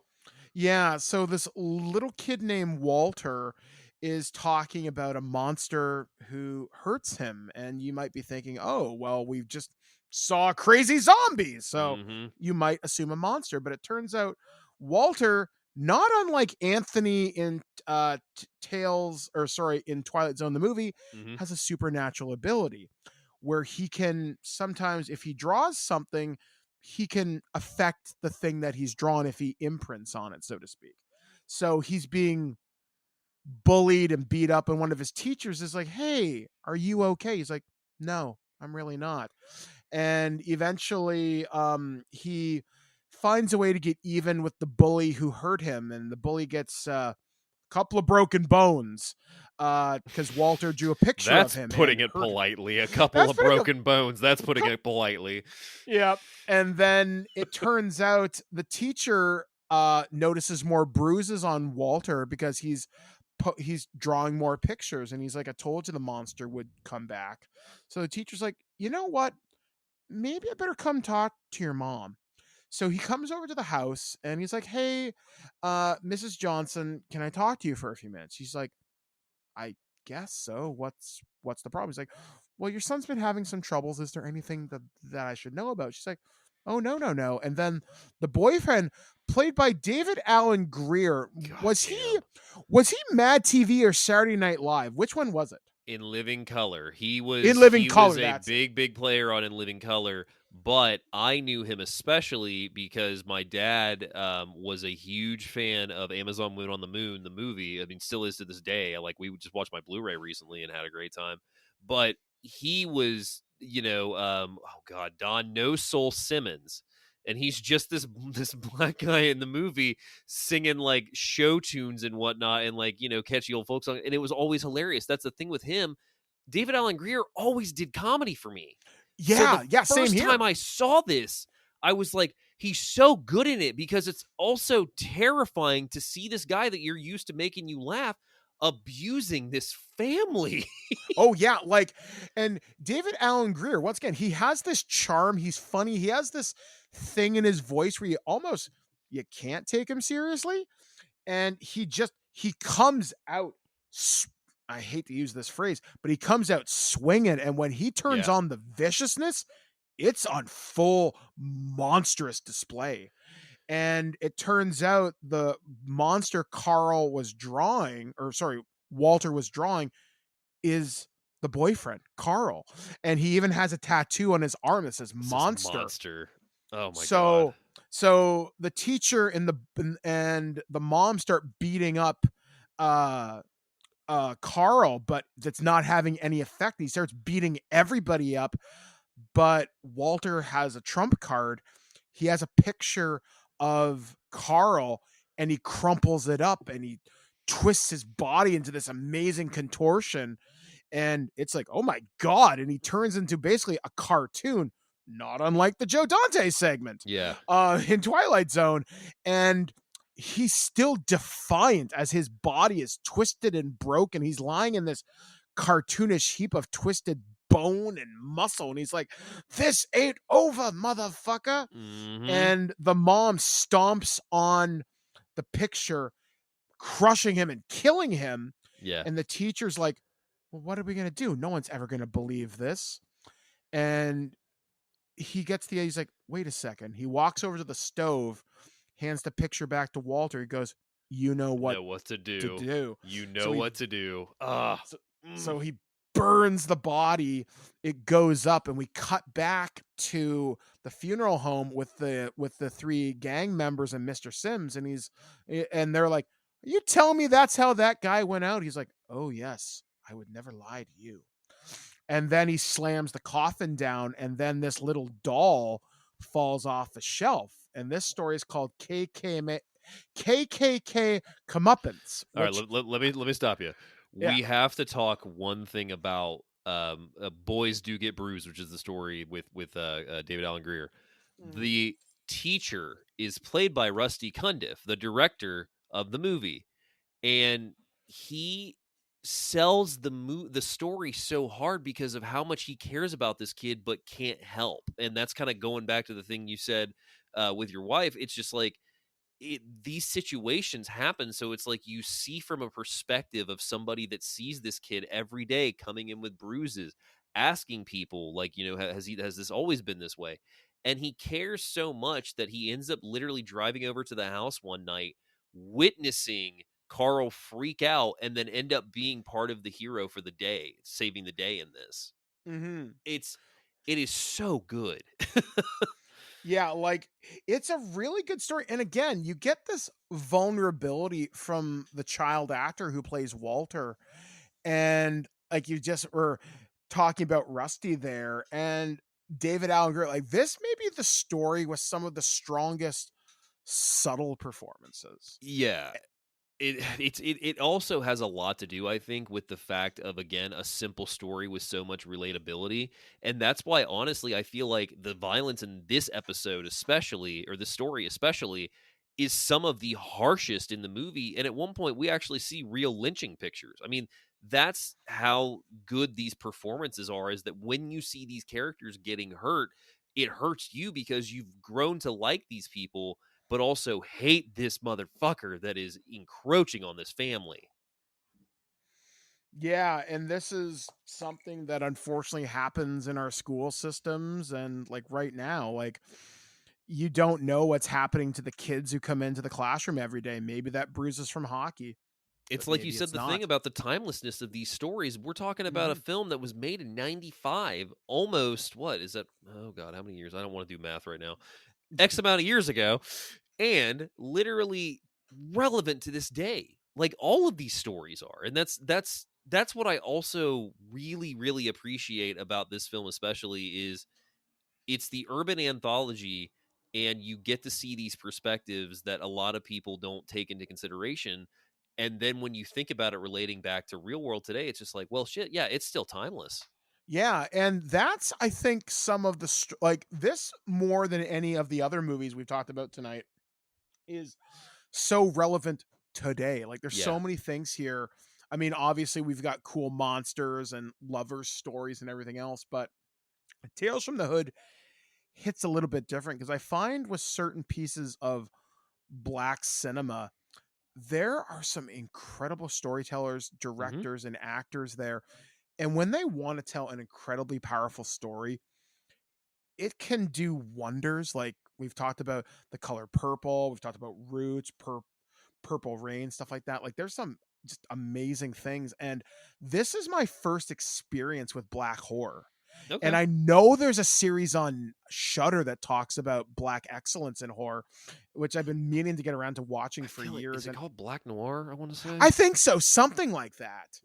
And it's like just again, just amazing to see something like this. And again, just the caliber of Horror actors they Noir, got for Horror that. Noir, Yeah, a history of black horror. Yeah, no, it's a phenomenal documentary, and I think it may even be a series now too. It's a phenomenal.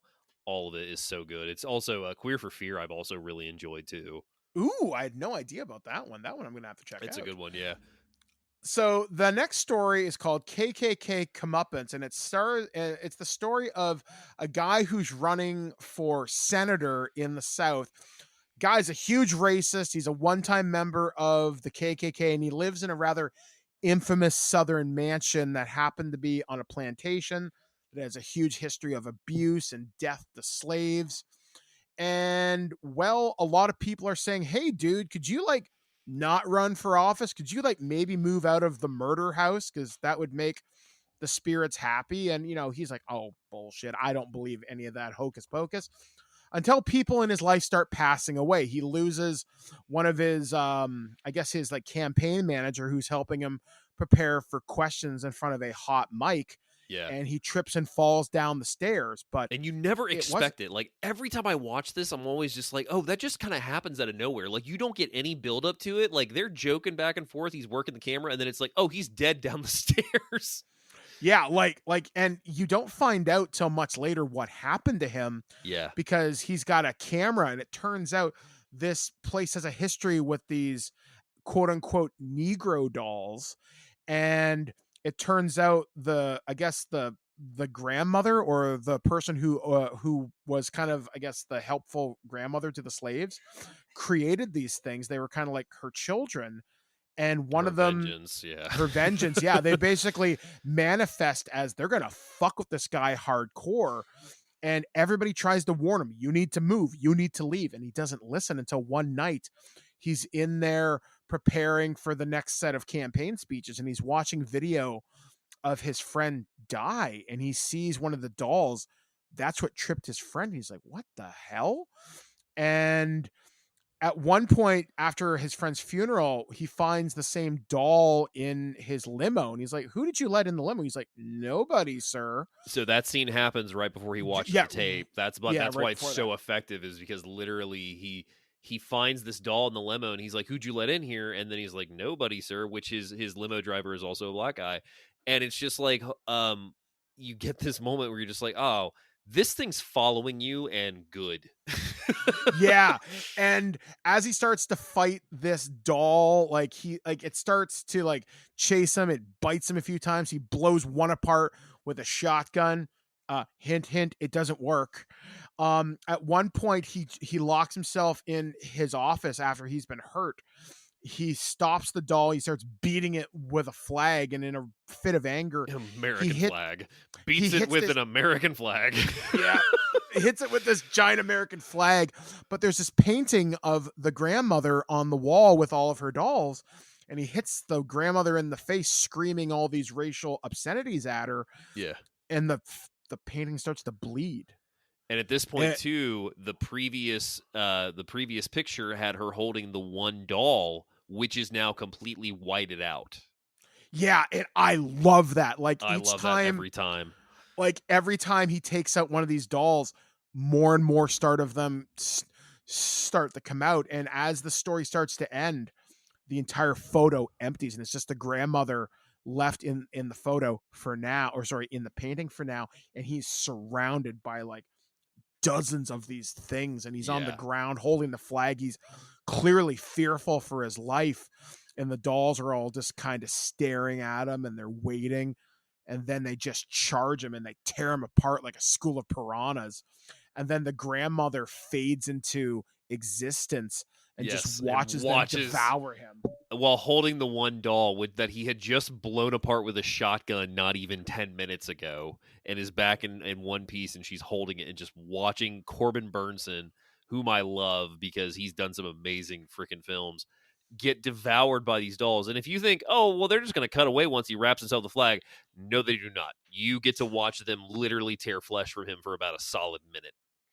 Yeah, like it is vicious. It's disgusting. It's unrelenting. It's wow. So our last story, the gangbangers are walking with Mr. Sims, and they're getting a little bit more like, can we get this over with? And they're like, I've got one more story to know you. And they come across another young man who's been taken by gang violence, but they recognize him. But you don't find out precisely why yet. One of them says something, and then they elbow him. Like, no, we don't know who that is. Yep, they're like, shut up. Yeah. So they introduce him to Crazy K, who's this gangbanger, and the guy's a lunatic. He kills anybody who crosses him. He basically shoots somebody in a drive-by, and then somebody pops him. And yeah, Little Deke, and then Little Deke's buds come out and shoot him. And then for some reason, he wakes up in a different place. Like, cause it turns out he survived his like gunning down. And this Dr. Cushing approaches him and says, look, if you agree to do this experiment, we'll let you go. And he's like, what's the catch? Just do the experiment. Yeah, just do the experiment and we'll see what happens. Okay. So she puts him in a cell next to a white supremacist, a neo-Nazi who, again, starts throwing out some pretty offensive things, but vicious people. And he's like, hey, man, I don't do that crap. He's like, really? I'm pretty sure you and I have been killing the same people. Yeah. And he doesn't want to believe it. And he's like, yeah, well, So Dr. Cushing puts him in this, like, the thing they put the NASA astronauts in, that centrifuge thing. And let's also point out at this point, he is just in a black Speedo. They put in tubes in basically every orifice to both give him liquid and keep him awake. And then they clockwork orange him with photos of lynchings, real life gang violence, all this stuff.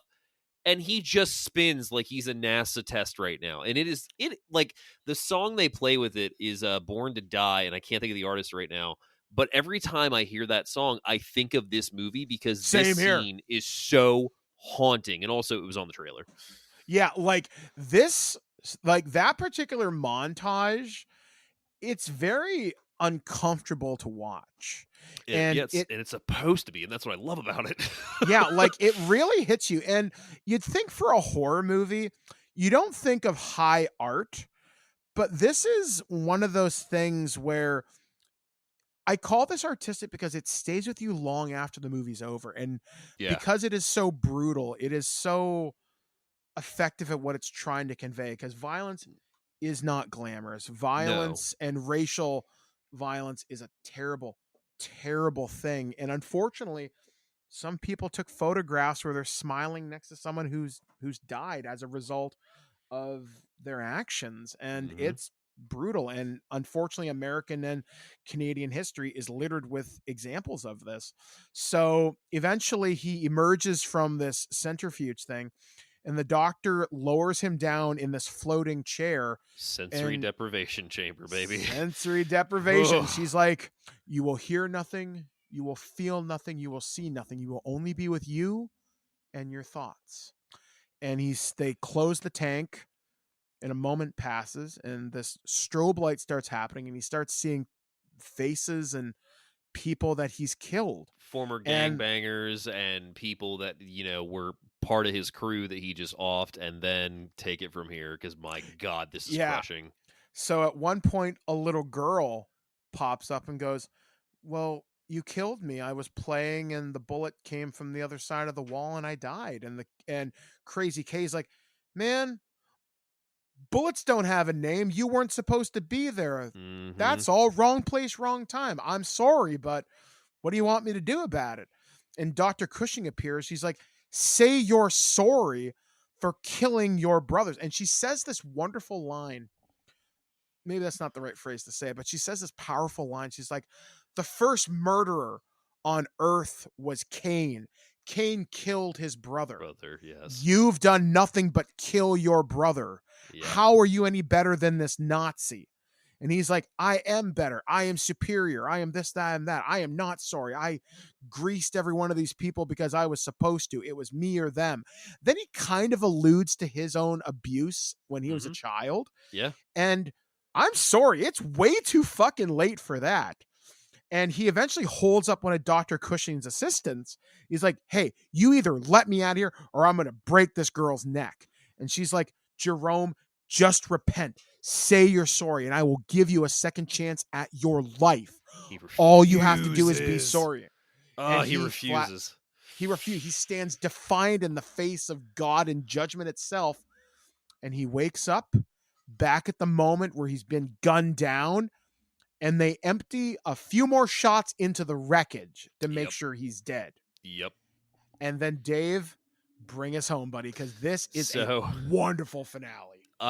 This finale is probably one of the best twists in an anthology, but also just well executed in every point. So they come back from the story, and the three guys in the mortuary are looking at Mr. Sims, and Sims is just happy with himself. He told a story and everything, nothing wrong there, until one guy pulls a gun on him, and he's like, well, why the fuck did you tell us that story? He's like, what do you know? What do you know? Like, what's going on here? And that's when it's revealed that they killed him in the flashback, they're blacked out. You can't hear the voices, but then the three guys that killed Crazy K are in the mortuary. It's them. And that's when Sims is like, all right, I'll show you the shit now. So he leads them downstairs, comes to a huge pile of funeral logs of the dearly departed and everything. And they're like, well, what the hell? Why are we here? And he's like, don't worry, the shit's over here. I'm going to hide it.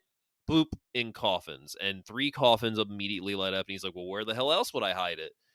So they go to the coffins, they open them, and they find the corpses of themselves, revealing that they are in purgatory, except no, they're not. Basically, you see Sims start to tell them that this is hell, because he has the great line where they're like, wait, well, this is a mortuary. What the hell is a mortuary? And he's like, this is no mortuary or terror dome. Welcome to hell, motherfuckers. And has a snake tongue come out, turns into a demon, not unlike Radon Chong and freaking Tales from the Dark Side. And every aspect of this mortuary turns into hell. And those guys are getting ready to burn for all eternity. And that's the show, folks. That is the ending of Tales from the Hood. I don't even know how you could outdo that. And that's kind of what I despise about 2, is that they literally did the same thing again. Yeah, like it's such an amazing film that I wish more people would talk about. And it got a Blu-ray release back in 2017, which is what I watched mine on tonight. Like, I had a copy from years upon years ago, so I'm really glad that I still had it. This movie only made double its budget. It originally had a budget of $6 million, made $11.8 million, and it comes in at just the sweet spot at just about 98 minutes. Yeah. And this movie came out like on a fairly significant weekend. This was a Memorial Day weekend movie. Talk about a hell of a launch for it. Wow. Yeah. And like, I wish more people would speak about this film because, again, you look at the social climate we have now, for better or for worse, this is so relevant today. Absolutely. And timeless. Like, this movie's still going to be depressingly relevant. And I mean that, like, we're still going to have these problems in 15, 20 years from now. And I think this movie is so important for people who are fans of horror and anthologies to see. And even if you're not a horror fan, I showed this movie to my wife today and she enjoyed it. She's like, I probably wouldn't watch it again, but I'm glad that I did watch it because I get something that. Yeah, like it's one of those movies that if you like horror anthologies, like I said, people have heard of Creepshow. They've heard of the VHS movies. And while there are some really good horror anthologies, the movies that we've talked about tonight touch on a range. Like, we've had movies that can make you cry, that make you appreciate life itself. But we also talk about the brutality of racism. We talk about the legacy of racism. We talk about, monsters and spooky things. And then we even talk about what is the price of love and honesty. And unlimited power and not knowing how to use it. I mean, that's a big one, I think, too, in 3 of these. Yeah. So, like, I really hope, folks, you will find a way to seek these out. I know some of these are out of print. I know some of them you can find upon the high seas, shall we say. So I will say Peacock does have Tales from the Hood right now in America. In the U.S., we have the Peacock lineup right now as Tales from the Hood, and I think Tales from the Dark Side is still on Blu-ray available, as is Tales from the Hood. Twilight Zone's the one you're probably going to have a little hard time getting a physical copy of, but all these are available digitally. Yeah, so guys, please go check these out. I'm most certain that we're going to be doing another one of these. In fact, I'm going to ask Dave as soon as we're off air to do another one of these shows here on Loose Cannon here on Twig. So hopefully, folks, you'll be checking out our previous thing that me, Dave, and Enrique did on the Slumber Party Massacre series. I know coming up later on this month, we're going to be talking with Enrique, myself, and James Rolfe, the Angry Video Game Nerd, for the annual Twig Halloween special where we talk about the genre of films known as Hammer Horror. And we got a lot of stuff coming up leading up to Holiday Gift Guide coming up in December. We're already starting to receive stuff. We just got a lot of good stuff. Future Imperfect. As of this recording, Star Trek Prodigy has been renewed for a season 2 on Netflix. So that'll be coming out sometime next year. You can get season 1 on there, I think, fairly soon. And yeah, it's just going to be an amazing time as we lead up to the end of the year as Twig takes its annual sleeping slumber in December till mid-January. So trust me, guys, Broketober continues. Spooky season continues. So for This Week in Geek, we have been David Denoyer. I've been Mike the Birdman saying, be kind, rewind, stay spooky, and we'll catch you again next time right here on ThisWeekInGeek.net. Ain't no funeral home. It ain't the Terradome neither. Welcome to hell.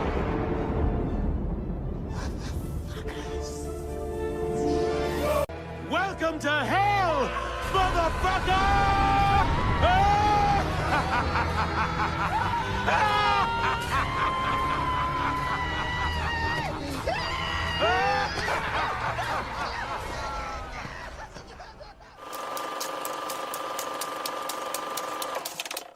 Are either one of these any good? Sir? What? Are either one of these any good? I don't watch movies. Quick, change the channel! You're wasting your life making shit! Nobody cares! These movies are terrible! You're still here? It's over. Go home. Go.